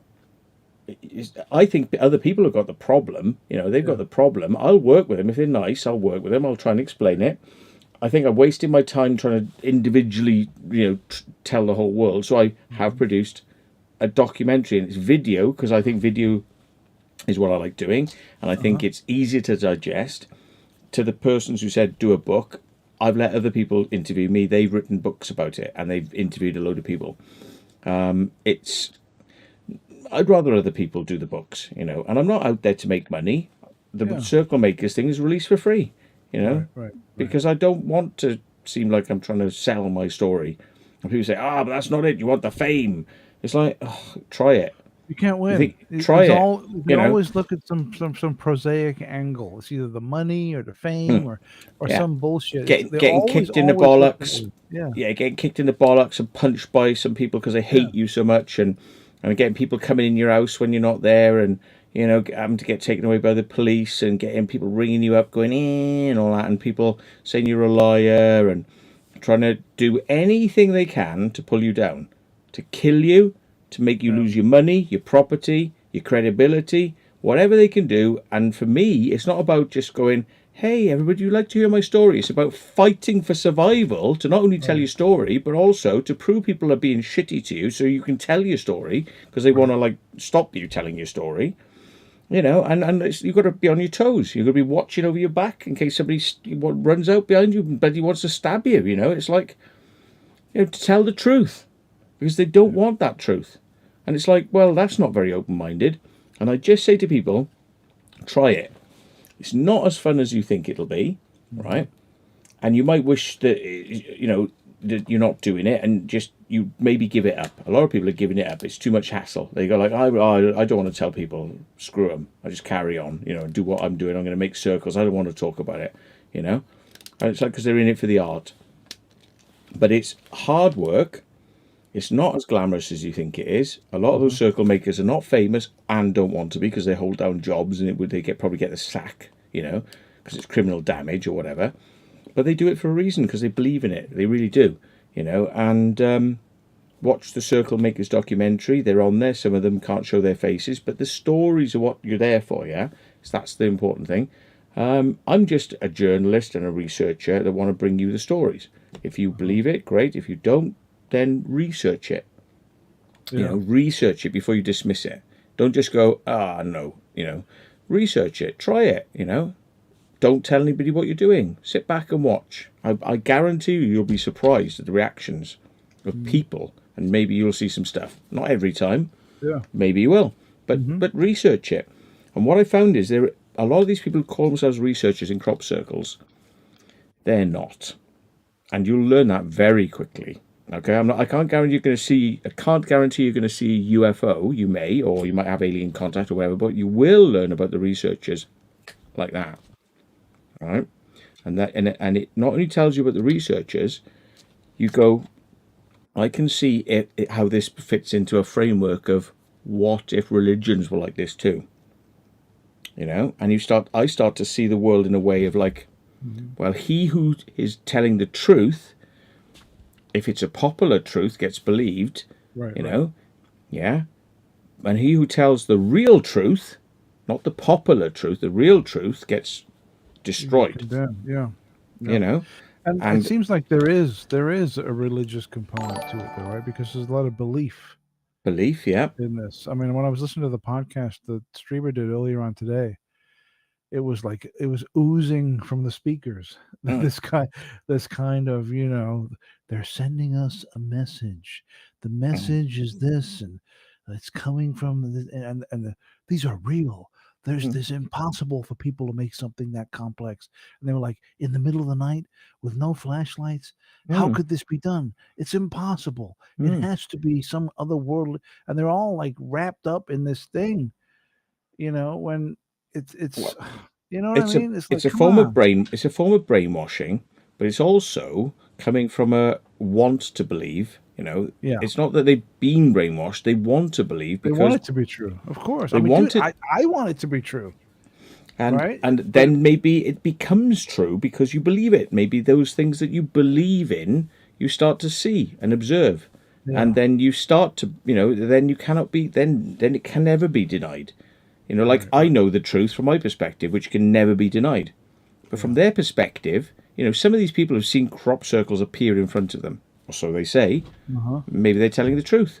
Yeah. But I made that, so how could you see it appear in front of you if I made it?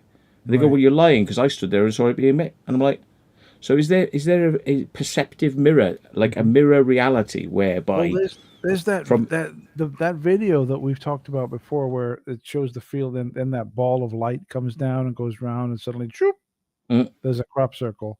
Yeah, that And- was a and- fake video. No, I understand, but Yeah. that video is Turn- in this new documentary. And, Oh and- yeah, and they always try to I claim haven't- that back. I haven't Yeah. I haven't seen the documentary, but I bet a fucking $1 million that they use this video to prove their point that some otherworldly thing is fucking making this shit. Right? Yeah, they do. And even though I was there for a lot of that story being around, I wasn't part of faking it, but I helped people to understand why it could be fake. Right from the word go, they weren't having any of it. You know, they were like, no. And then it was like, I told them that there was also people surrounding that story that were probably pulling a fast one, you know, because they wanted to get like a crop circle. They put it out there. They don't tell people who made it, and they let it develop on, and the public go wild, and those people who made it go, clap to myself, sort of thing. You know, they're pleased with themselves. And, you know, why? You know, because people do this stuff. Not always, but they do. You know, they want to see the reaction. It's like spray painting your name on a bloody building and standing there in the crowd pretending you don't know who made that or watching the reactions. People like doing that sort of shit. Yeah. You know, is it good? Is it bad? I don't know. You know, magicians do sleight of hand and everyone goes, oh, yes. You know, if you tell people how the magic trick's done, they go, oh, yeah, and they walk out. They're not as happy. If you if you pretend to them it's real, then they love it. So does that mean there's no magic in the world? Maybe, maybe not. But are you researching that? No. You just know that there are magicians who do tricks, and there are magicians that say it's real. But how can it be? But do you research it? No, you don't. You let somebody else research it, and then you take the words of these people, do your own research. Don't believe governments. Don't believe experts. Do your own research. Yeah. So all I'm trying to say is you'll never know the truth. And you could go to your deathbed not knowing the truth because these people told you this and these people told you that. So you got the choice between A and B. What if there was D, E, F, G, H, I, J, all the way on? But you only ever heard about A and B because you never researched. I You know? completely agree with you, 100%. So- you will get no argument from me, sir. I think we're on the same page here. I agree. And I love the ride. I love that ride. The extra that you can get from taking it all on board and not polarizing in A or B. Remember, there's a lot more to it, you know. Television is very and books to a degree as well, based on the bias and the politics of the people who write them for obvious reasons. They filter out the truth. They only tell you the way they want you to know it. The way they perceive it, right? They're speaking from their own mind. Yeah, and sometimes the way they perceive it, but also even if they know the truth is something else. They'll sell it this way because it's good for money, it's good for influence, it's good for controlling it, which maybe this documentary has a load of falsehoods in there, but they sound so bloody good. I'm sure it does. And that I mean, sells. I'm- sells. I do want to see it, but I think you're right. There's probably a bunch of fucking nonsense in it. But it's kind of eye opening because even today, listening to the podcast, I was like, "What? Are you kidding me?" You know what I mean? Like, and they were like ranting away like this was gospel. Mm. You know what I mean? Like what they're saying is this is like Doug and Dave are government operatives. There's an intelligent force trying to communicate with us. And Well, there is. The workers of the dark are trying to obfuscate it and say that it's made by people and blah, blah, blah, and all this stuff. And it's like, for fuck's sake, man. I mean, you know, come on. And how are you ever going to know the truth if you don't look for the real answers? And maybe these people who make these documentaries are doing it for cash. But at least by telling you it's wonderful and all these amazing stories, you know, which have been circulating for many years. And even if you find out that ball of light going through the field footage was made by a guy for HTV, which is a television company in Bristol, and he's a graphic designer, did it for a giggle. And then when he saw the reactions that people were giving it, he kept it going for a while, but eventually people found out who he was and ran into his studio, and he ran away. He didn't go, "Oh, you got me." He ran. He was shitting himself, you know. And in the end, he admitted, "Yeah, it was me." And now people will probably tell you in that documentary, I can guarantee it. I haven't even seen it. I can tell you what they're going to say. Nothing to do with who that man was. Mhm. Or that he was a government agent. That's the other one, right? Okay. It's real But- footage. But it's real footage. Yeah. It's nobody's ever found anything wrong with that footage, even though it's Yeah. blatantly obvious. If you know anything about video, I can spot it a mile away. Uh-huh. You know, so but they'll only sell it one way. It's good. It's this. It's wonderful. We don't know anybody, you know, that's ever been found, and Yeah. yeah, and it's like, so you end up after watching that, and you add all the various parts of that documentary together, you are buzzing at the end of that, and that's what you paid your money for. You paid your money to have a buzz experience, like Marvel, you know, the latest Marvel movie or something. I You know. want to believe. Yeah. Yeah. But do I believe in Marvel movies as a reality? No. Uh-huh. So why are you trusting this Crop Circle documentary? Yeah. Find out more about what Marvel's all about, you know? Who writes this stuff? Why do they write it, you know? Find out more about crop circles. Who makes them? Why? The video, know? I think, is available already on. Let me see. They got it on Vimeo. Mm-hmm. Oh yeah, you can either rent it for $3.99 or buy it for $7.99. Oh, No, lucky I mean- bastards. I'll be back in a sec. I'm going to need to go to the loo, and All right. I can hear you taking the speakers. Yeah, those prices. It's not going to break the bank. It's not the end of the world. They're kind of reasonable prices for like an hour and a half documentary. So I mean, I don't see anything too obscene about them charging, you know, $3.99 and fucking $7.99 to rent and or buy the documentary. But yeah, I don't know. I really don't know. It's so strange to me why, when you pursue the truth and you encounter the truth, you would dismiss it because it conflicts with your worldview. You know? Why would you do that? But I guess I'm in the minority. I think most people would do that. They dismiss it because it can't. Well, I think science does this too. When scientists encounter anomalies that don't fit in with their narrative of reality, these anomalies, even though they're completely real, are kind of sidelined and dismissed. There's that book. Forbidden Archaeology. I think it's Michael Cremo. I may be wrong. And he documents a ton of archaeological anomalies which do not make any sense and do not fit in with the current scientific narrative as far as the origins of the human race. And even though these anomalies are real, they're dismissed. They're sidelined. They're ignored. Because to place these anomalies in the timeline of historical reality, it disrupts the narrative so significantly that these anomalies are just no. We can't look at that. We can't go there. We just got to pretend that those don't exist. I didn't hear some of what was being said then because I was out of the room. Yeah, I but, was talking about Michael Cremo and Forbidden Archaeology. Mm-hmm. The archaeological anomalies that do exist but are Yeah. ignored because they don't fit in with the current narrative of the origins of mankind. Yeah. I love all this stuff. You know, it's interesting. It buzzes you up and, you know, does what it says on the tin. You know, it's designed to give you a thrill ride. You know, it's like going to a roller coaster, and you know, they do exist. You know, folks, they're not fake. Roller coasters do exist. You know, does what it says on the tin. But I mean, our religion's like that. You know, it's like, and then Jesus died on the cross, and then was reborn, and then he turned the water to wine, and because people are going like, it's like that. You know, the movies of their day. The CGI was, they told you so therefore you believe it. You know, it's like They're saying it costs hundreds of millions. Am I echoing? They're saying I'm echoing in the chat. I just noticed. Echo. There's like a ton of people saying I'm echoing.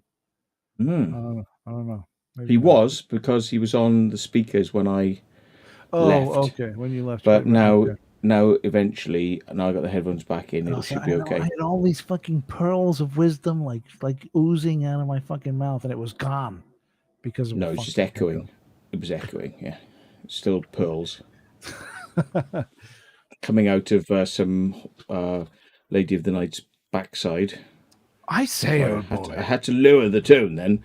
Yes. You know, that's why people don't like me as well. Is like, and I get that because I like to joke around, and I have to kind of like add a bit of sense of humor to it. And the reason I do it is because I want to say to people, look, if I was a dark Sith Lord and I was like, oozing, negative energy that can be tangible, you can feel it when you walk near me, which is why people tell me, they say if you speak Yeah. to Matt Williams, right, it'll rub off on you his negative energy and you'll become dark, so much so that we won't be able to speak to you anymore.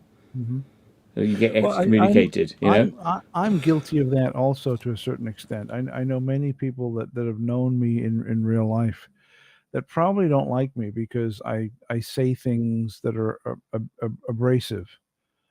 But it's like I'm not saying it to be mean or to be a dick. I'm saying it to be humorous to me. I'm saying it to entertain break the me. ice. Break the I'm ice, saying yeah. it to entertain me.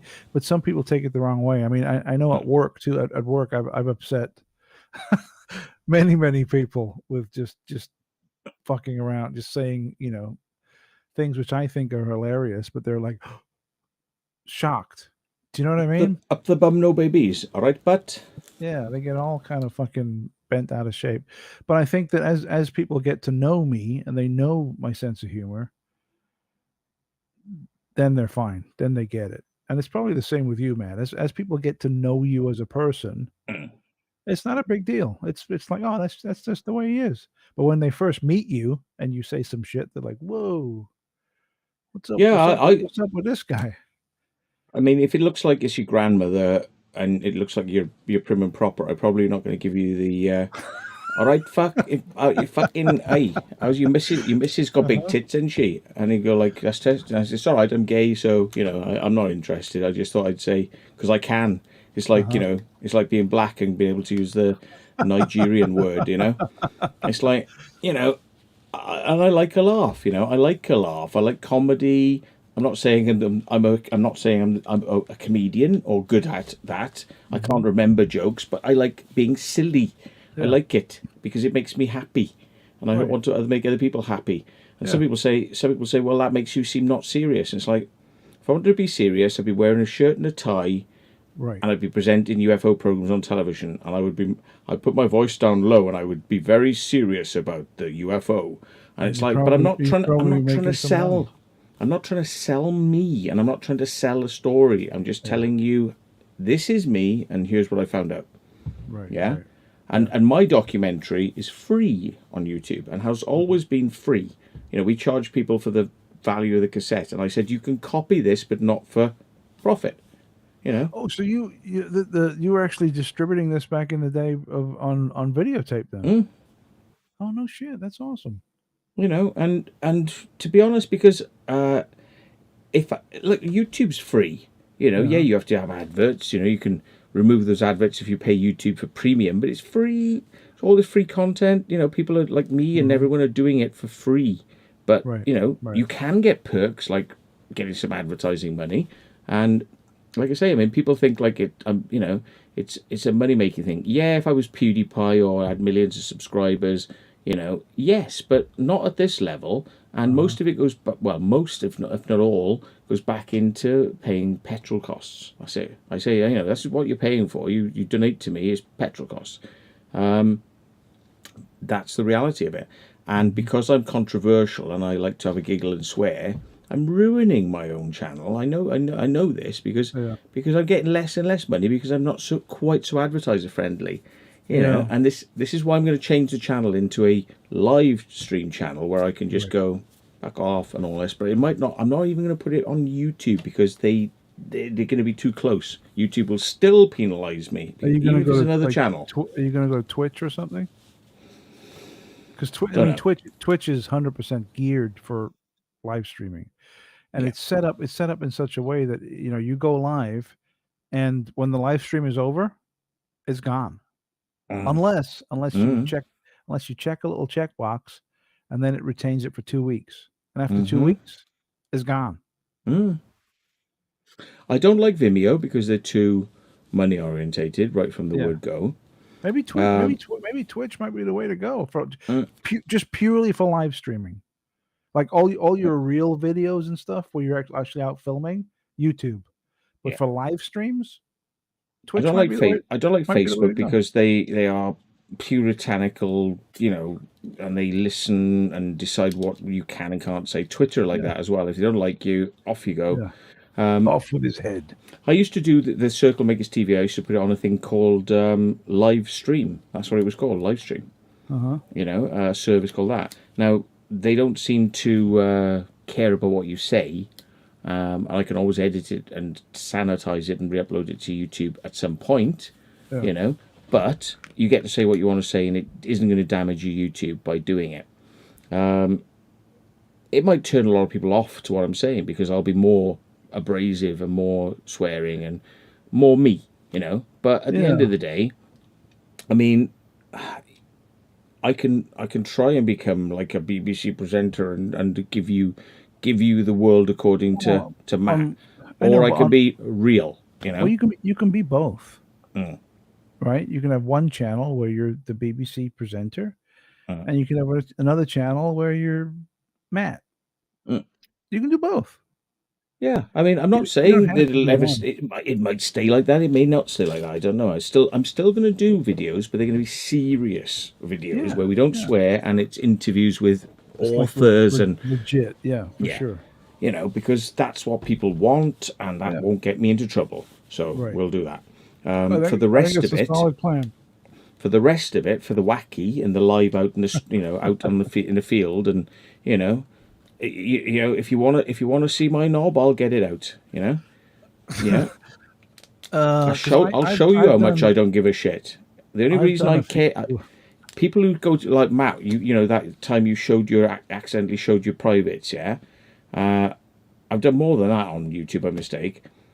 It's for your benefit that I got removed because YouTube don't want you to see it. I don't give a shit. I'm an adult, yeah. I'm not a child, yeah.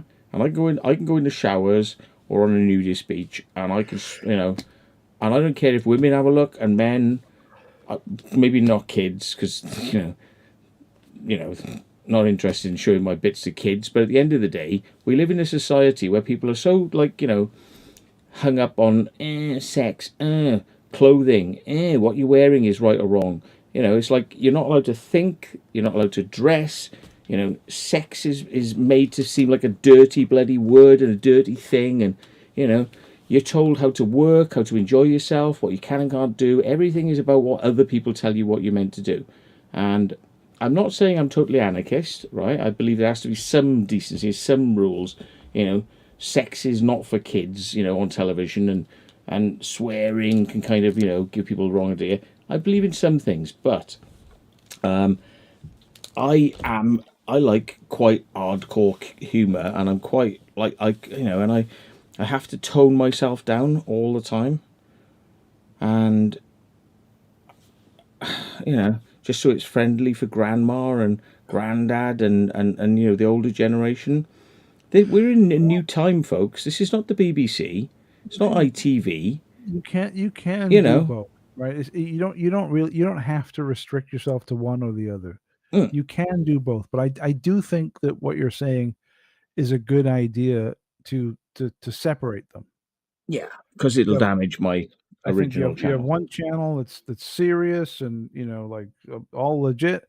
Then you have another channel where you live stream and you fuck around and you have fun and you keep them. You can still do both, but you keep them separated. You got to keep them separated. I think that's a good idea. Yeah, I mean, they don't stop books because they talk about some really out there things.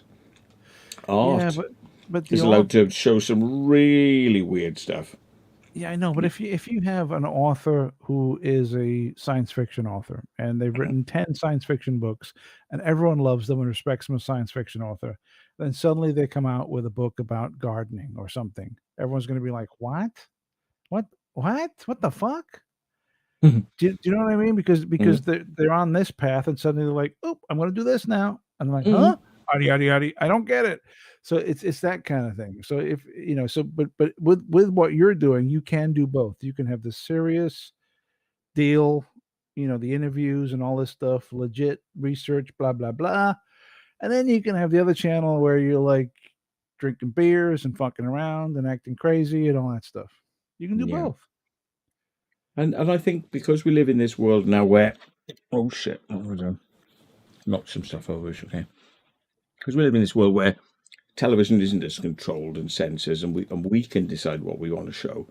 The platforms may not like it, but we can decide what we're going to show, and the public can decide because they can either watch it or they can not. they can thumb it down and tell you to piss off and walk away.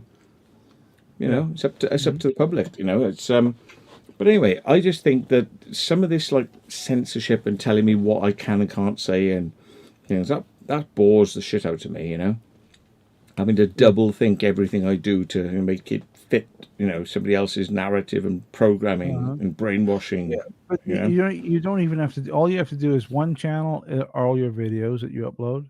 Another channel is where you do live streams. Easy. That's it. You know, that's all you got to do. Everything you film and you edit, one channel. Everything you hit go live, another channel.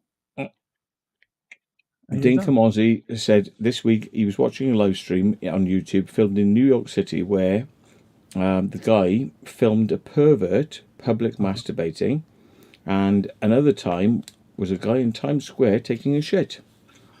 Yeah, I've been to New York and I've seen that.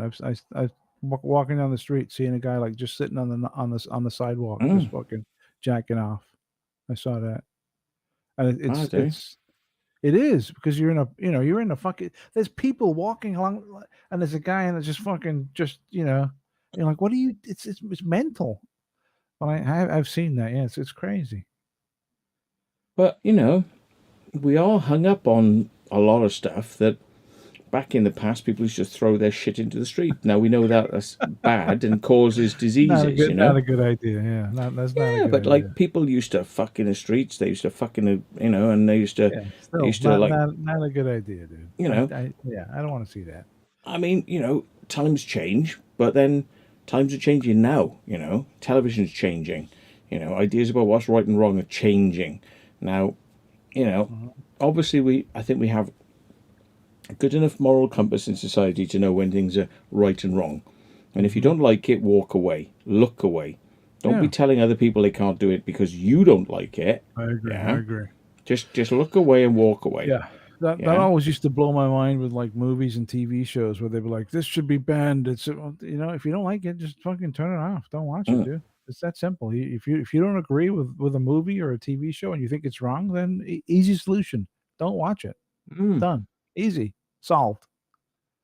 This book is wrong. It should be. Hey, you don't like the book? Guess what? Don't fucking read it. There you go. Problem solved. Next. You know what I mean? It's like this is not fucking rocket science. It's real simple. And people love the statement that goes something like, I may not agree with what you think, but I will defend to the death your right to think it or say it.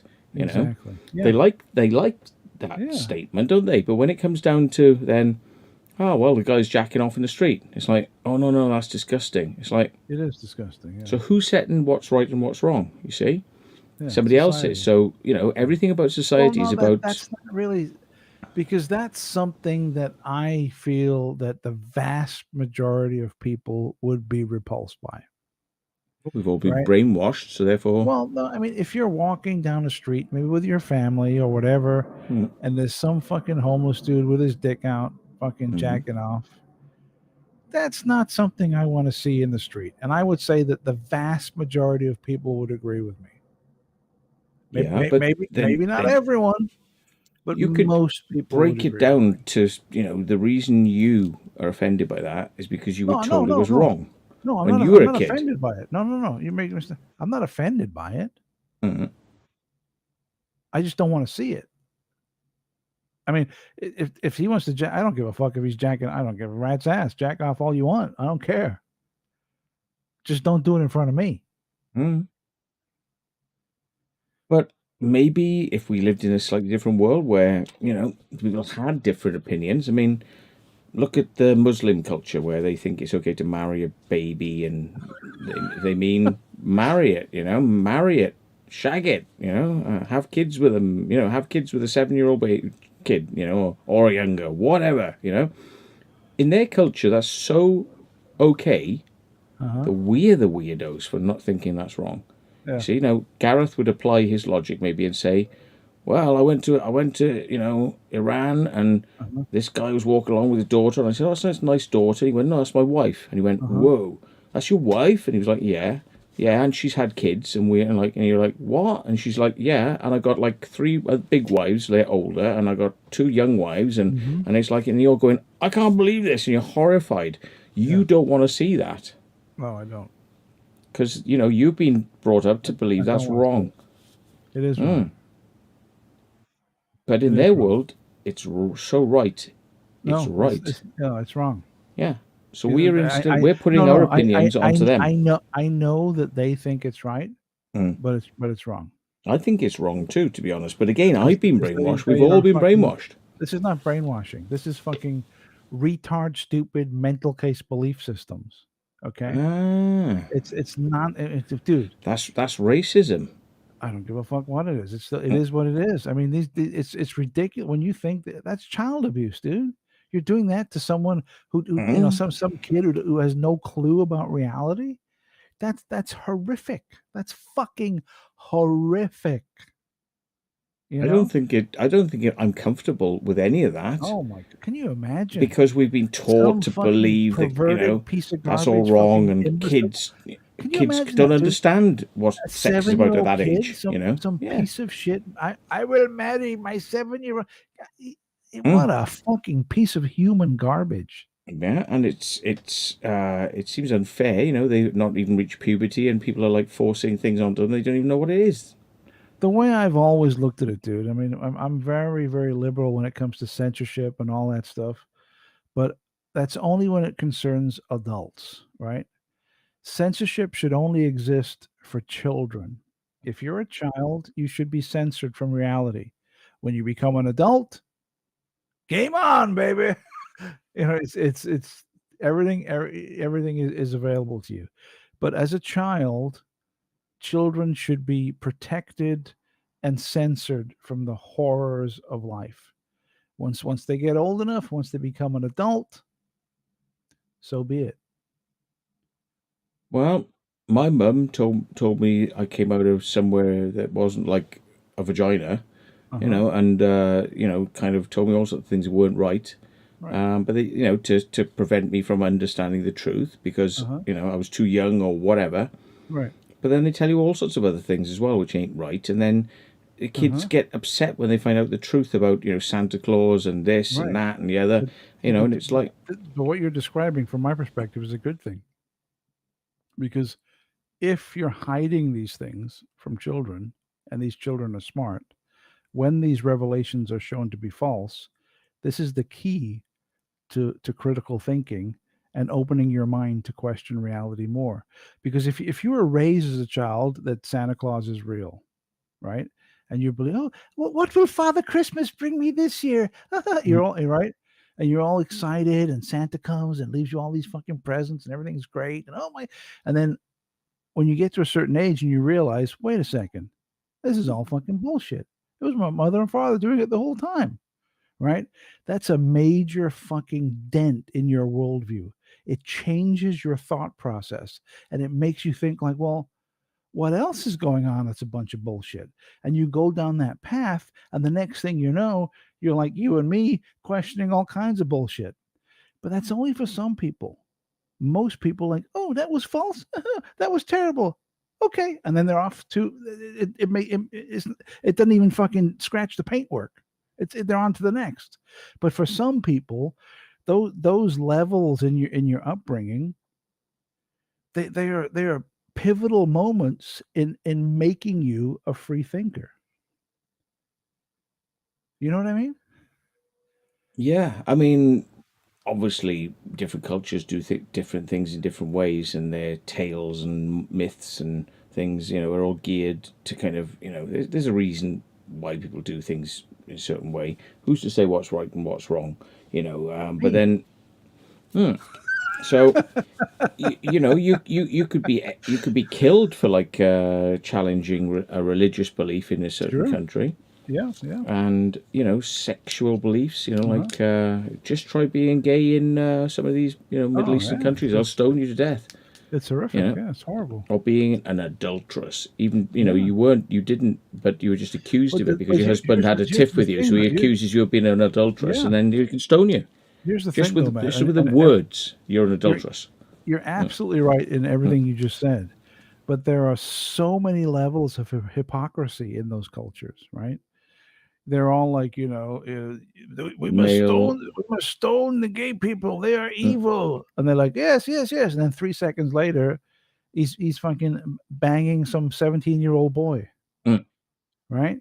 Mm-mm. It's like the way that their mind is like, oh, that's okay because of blah blah blah.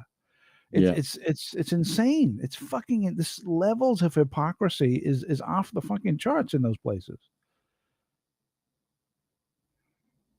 Well, we've all changed a lot as a society as we've come to be, the human race. And I'm thinking backwards, like, in many countries, because people didn't live very long, Yeah. they were going to puberty and getting married really early, getting pregnant really early, all this sort of stuff.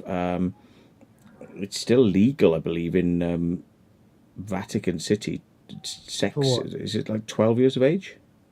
What is this legal? 12. See, when I hear things like that, I mean, I don't know. Maybe it's because I'm a father. It Troubles you. it incenses me to almost the point of violence. When I think about that, right? With a child, and they're like, oh, it's fine. Yeah, it's fine. I mean, I feel like that if I would almost kill you. I would fucking kill you if you pull that shit. Yeah, Malaysia. You know what I mean, there's a reason why white sort of old blokes go to Thailand or these countries and buy a child, because the parents are poor and they, 50 quid, you can have my daughter, you can take her No, home with you no. and you can shag her and discard her, and I'm thinking, do people not have like the same feelings sometimes about their kids as we do, and kind of not want that to happen to them?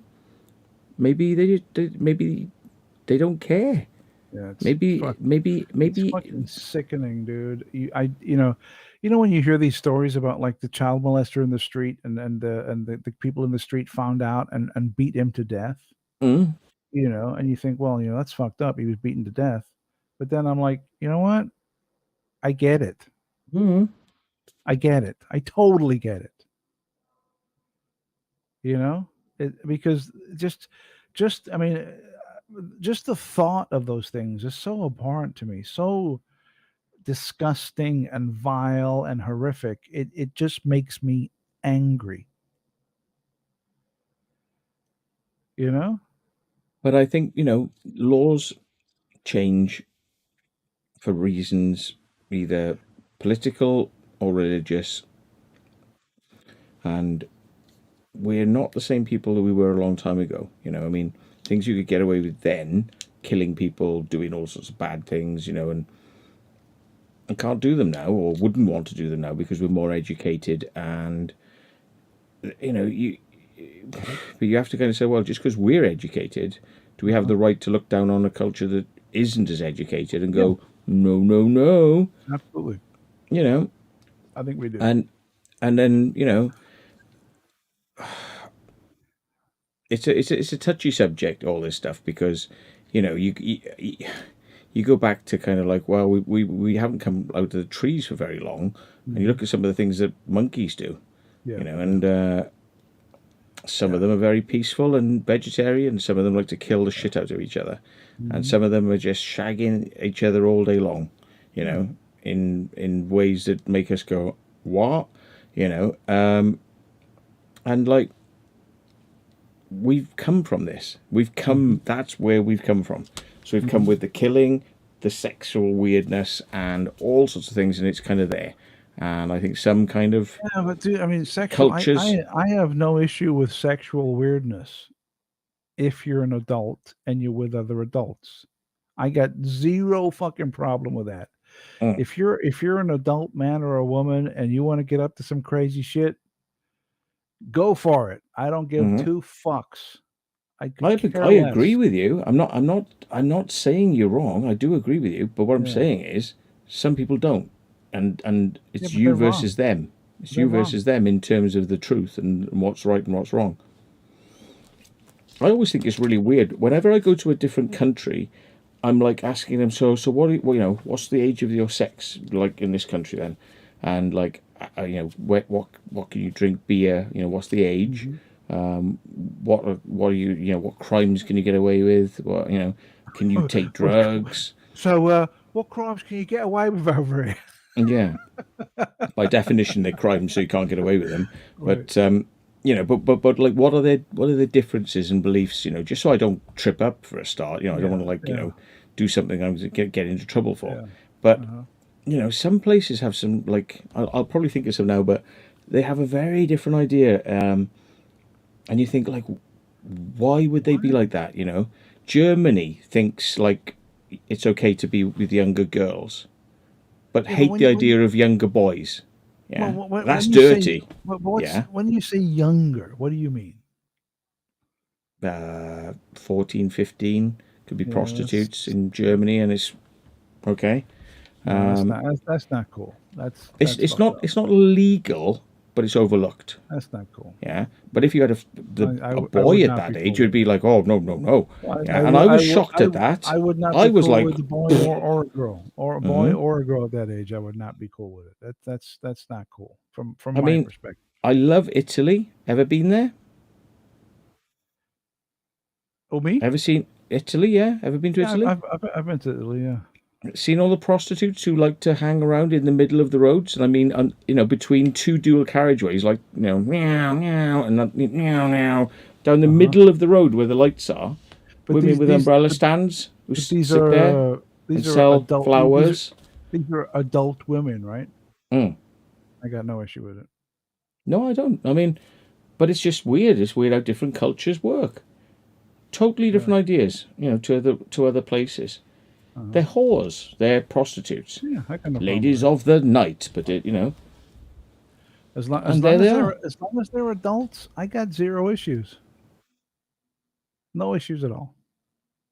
So there's a lot of places in the world. I mean, I don't want to like lower the tone here, right? But I mean, like, I'm fascinated by, like, you know, well, okay, so where's the hypocrisy going on here? You know, black is white, white is black. You know, people who kill each other for these differences, but then look at all the other things that are wrong. You know, that kind of they don't kill each other for. You know, and it's like. So I'm just kind of interested, and I like the hypocrisies. It's almost like ammunition. It's like if you say this is wrong, I'll go, but did you know? And it's like, and then, you know, it's just interesting. It's a good debate starter. And did you know? Did you know? Yeah.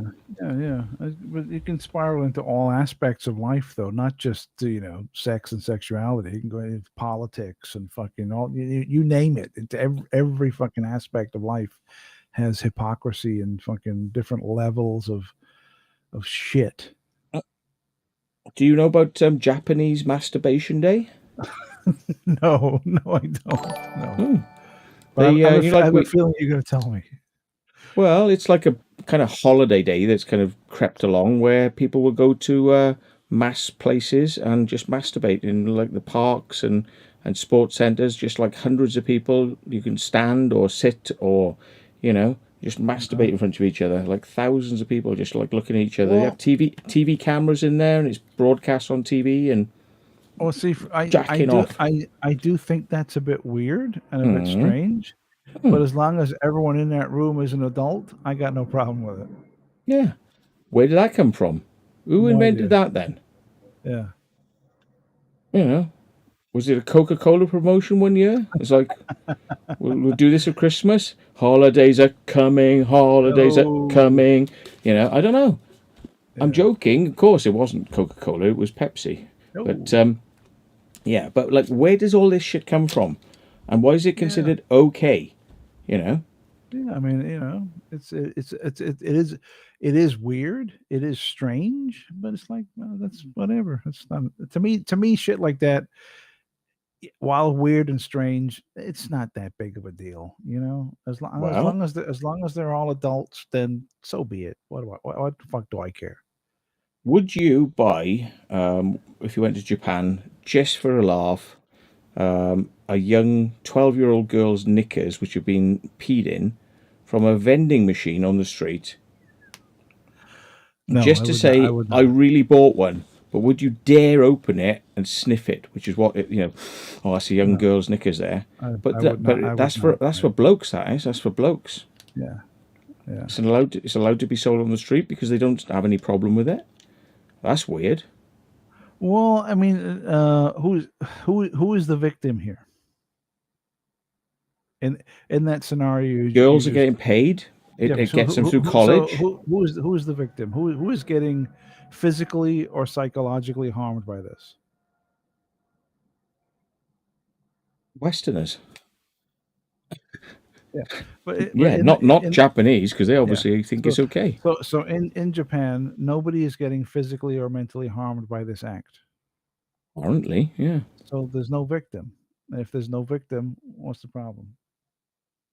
You know, but I can't go Right. out, you know, why can't I go out and get some 12-year-old boys' underpants for sniffing and the thing then? Why's it got to be young 12-year-old girls? Not that I'm saying I want to, but what I'm saying is There's no it's all market in that. it's a Yeah, I don't know. slant. There's a slant, you know. I mean, there's a terrible hypocrisies going on. I mean, Well, where's the money? Where's the money at? I mean, follow the money, right? yeah. I mean, how many gay people are there in the world? They are a minority, right? Only because we're told they are. Well, I'm no, brainwashed to believe they are, and no, they're a minority. Most people are not gay. Not everyone, obviously, but most people are not, right? So if you want to make money with this shit, you're going to target. It's like you're going to target the biggest demographic. Mhm. You know. But anyway, I mean, these are subject matters we can go into far more explicitly on a weird channel where we are not no holds barred. You want to do that on your new channel, man, on your new live streaming channel where no holds barred, anything goes. And yeah, not damage this channel's good reputation. Yes. Yeah.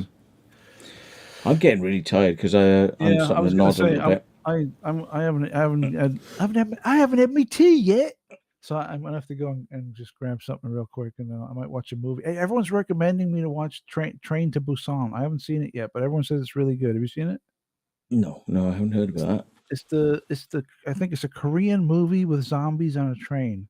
Oh. Everyone I've talked to says it's fucking phenomenal, but I haven't seen it, so I might watch that tonight. Yeah. Yeah.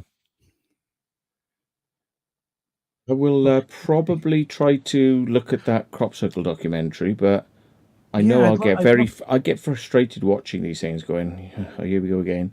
Well, I'd love to hear your thoughts on it, dude, because you're an integral part of that whole scene back in the '90s. So I think it'd be really cool for you to watch that and give your views on it. Wouldn't it be funny? But probably quite probable and likely that they won't even mention my name or anything I've done to demonstrate. And the most that Circle Makers will get mentioned is Doug and Dave. That these guys couldn't do it, and some people have said they could do it. And they were agents and wankers and dark force and don't believe anything they say. Yeah, that's cool. You know, been there, done that, got the T-shirt. I know what these people are going to say, but you know, as time goes on, and I've decided to kind of like hang up my hat and not do any more of it, you know, and not even bother to try and talk about it too much unless somebody wants to bring it up. You know, I just I just direct him to just go and watch a thing I did a while back and tell me what you think of that, you know. But yeah, in 30 or 40 years' time, these believers might have done such a good job in convincing people that we're liars and cheats and this and that and the other, right? That we're not even. Maybe they'll find a way to delete all our evidence of what we've done, and get rid of it all, get rid of the documentaries, rid of it all, and just their belief system. They're now reign supreme. So I don't know. It'd be interesting to see, but I don't know. It's like, because what you say makes sense, right? It makes logical, rational sense. What they say sounds really nice and awesome, but it doesn't make a lot of sense. It's a bit like, uh, but but people only know the truth if you look into it. yeah.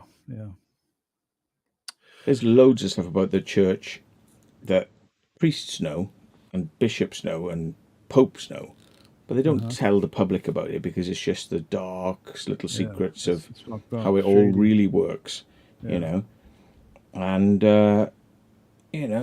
those are interesting stories too, but they think the public are too naive and too childish to be able to absorb it, not cry after they hear the truth, so so they sell this story and stuff instead. I'm interested in, I want to be destroyed and dismayed and also know that I'm learning and growing rather than having false beliefs. Yeah, I mean, having the rug pulled out from under you, while it's not a fun experience, can ultimately be a very, very beneficial experience. While it's happening, it's fucked up and it's horrible, but when it's over, it's provided you with invaluable information that could really benefit you, right? Yeah. And hopefully we will be able to continue into the future with the ability to ask questions and be told some truths, or be able to find them and not have them hidden from us and obscured. Exactly.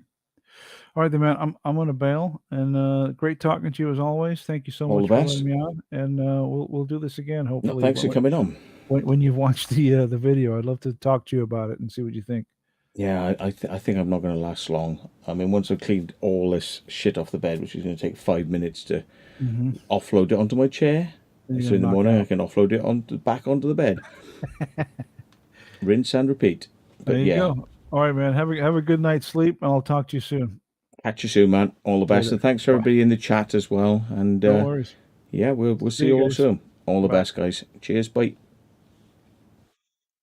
Gareth's gone now, and if I missed anybody's comments,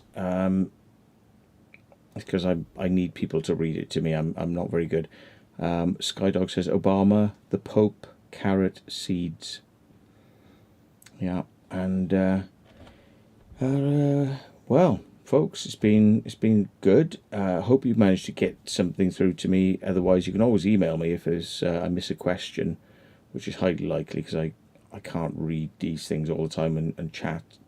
And I'm getting really tired now, so I'm not going to start answering them now. But yeah, write to me, Write to me. I'm good with emails. That's the way to get me. And yeah, we'll wake up soon and do some stuff, do some more research, do some more explores. But I didn't really go on about it tonight on the show, but I'm probably going to have to speak to the police. It's not bad. It's all good about you-know-who, them. Yeah, and we really need to put that shit to bed because it's getting... Yeah, so fingers crossed. Yeah, be having a chat today, tomorrow, something like that.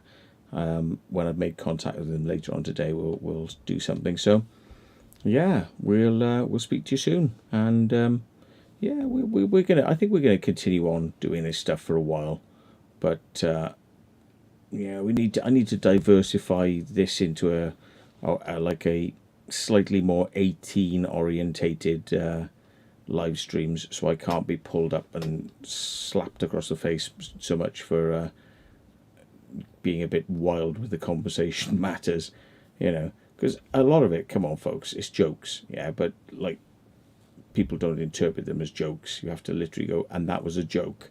Yeah. So yeah. But thanks a lot for coming in. Thanks for the donations, and you should know how to get hold of me.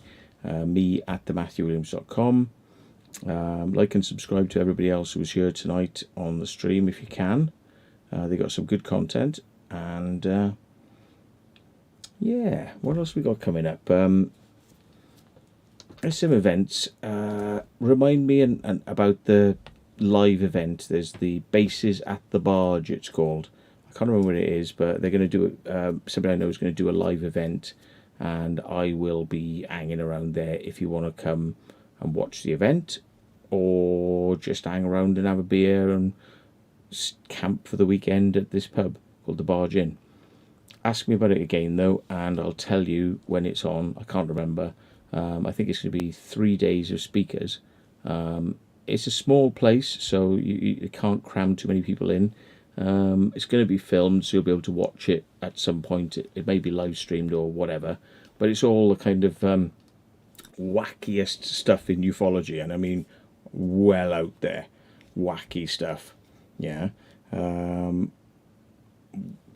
If you're a fan of the far end of weird, then you may enjoy it. So there's that coming up.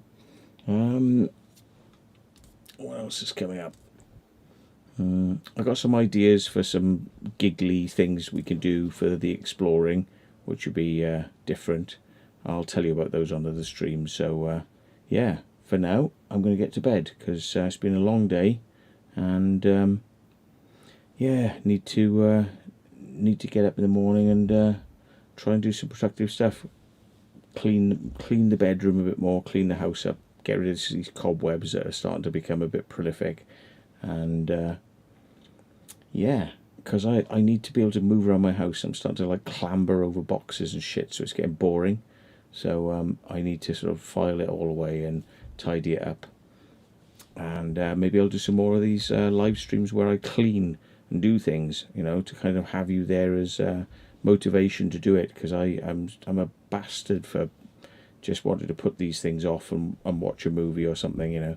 So maybe having you there will keep me on cracking the whip, getting the cleaning done. So okay, folks, yeah, and how many people would watch somebody doing a live stream cleaning so they can feel motivated enough to do it? Yeah, but one day I'll be rich enough to employ a cleaner, but not right now. So okay, catch you later, folks. All the best. And as they said in Nathan Barley, which is a comedy which I suggest you watch, keep fucking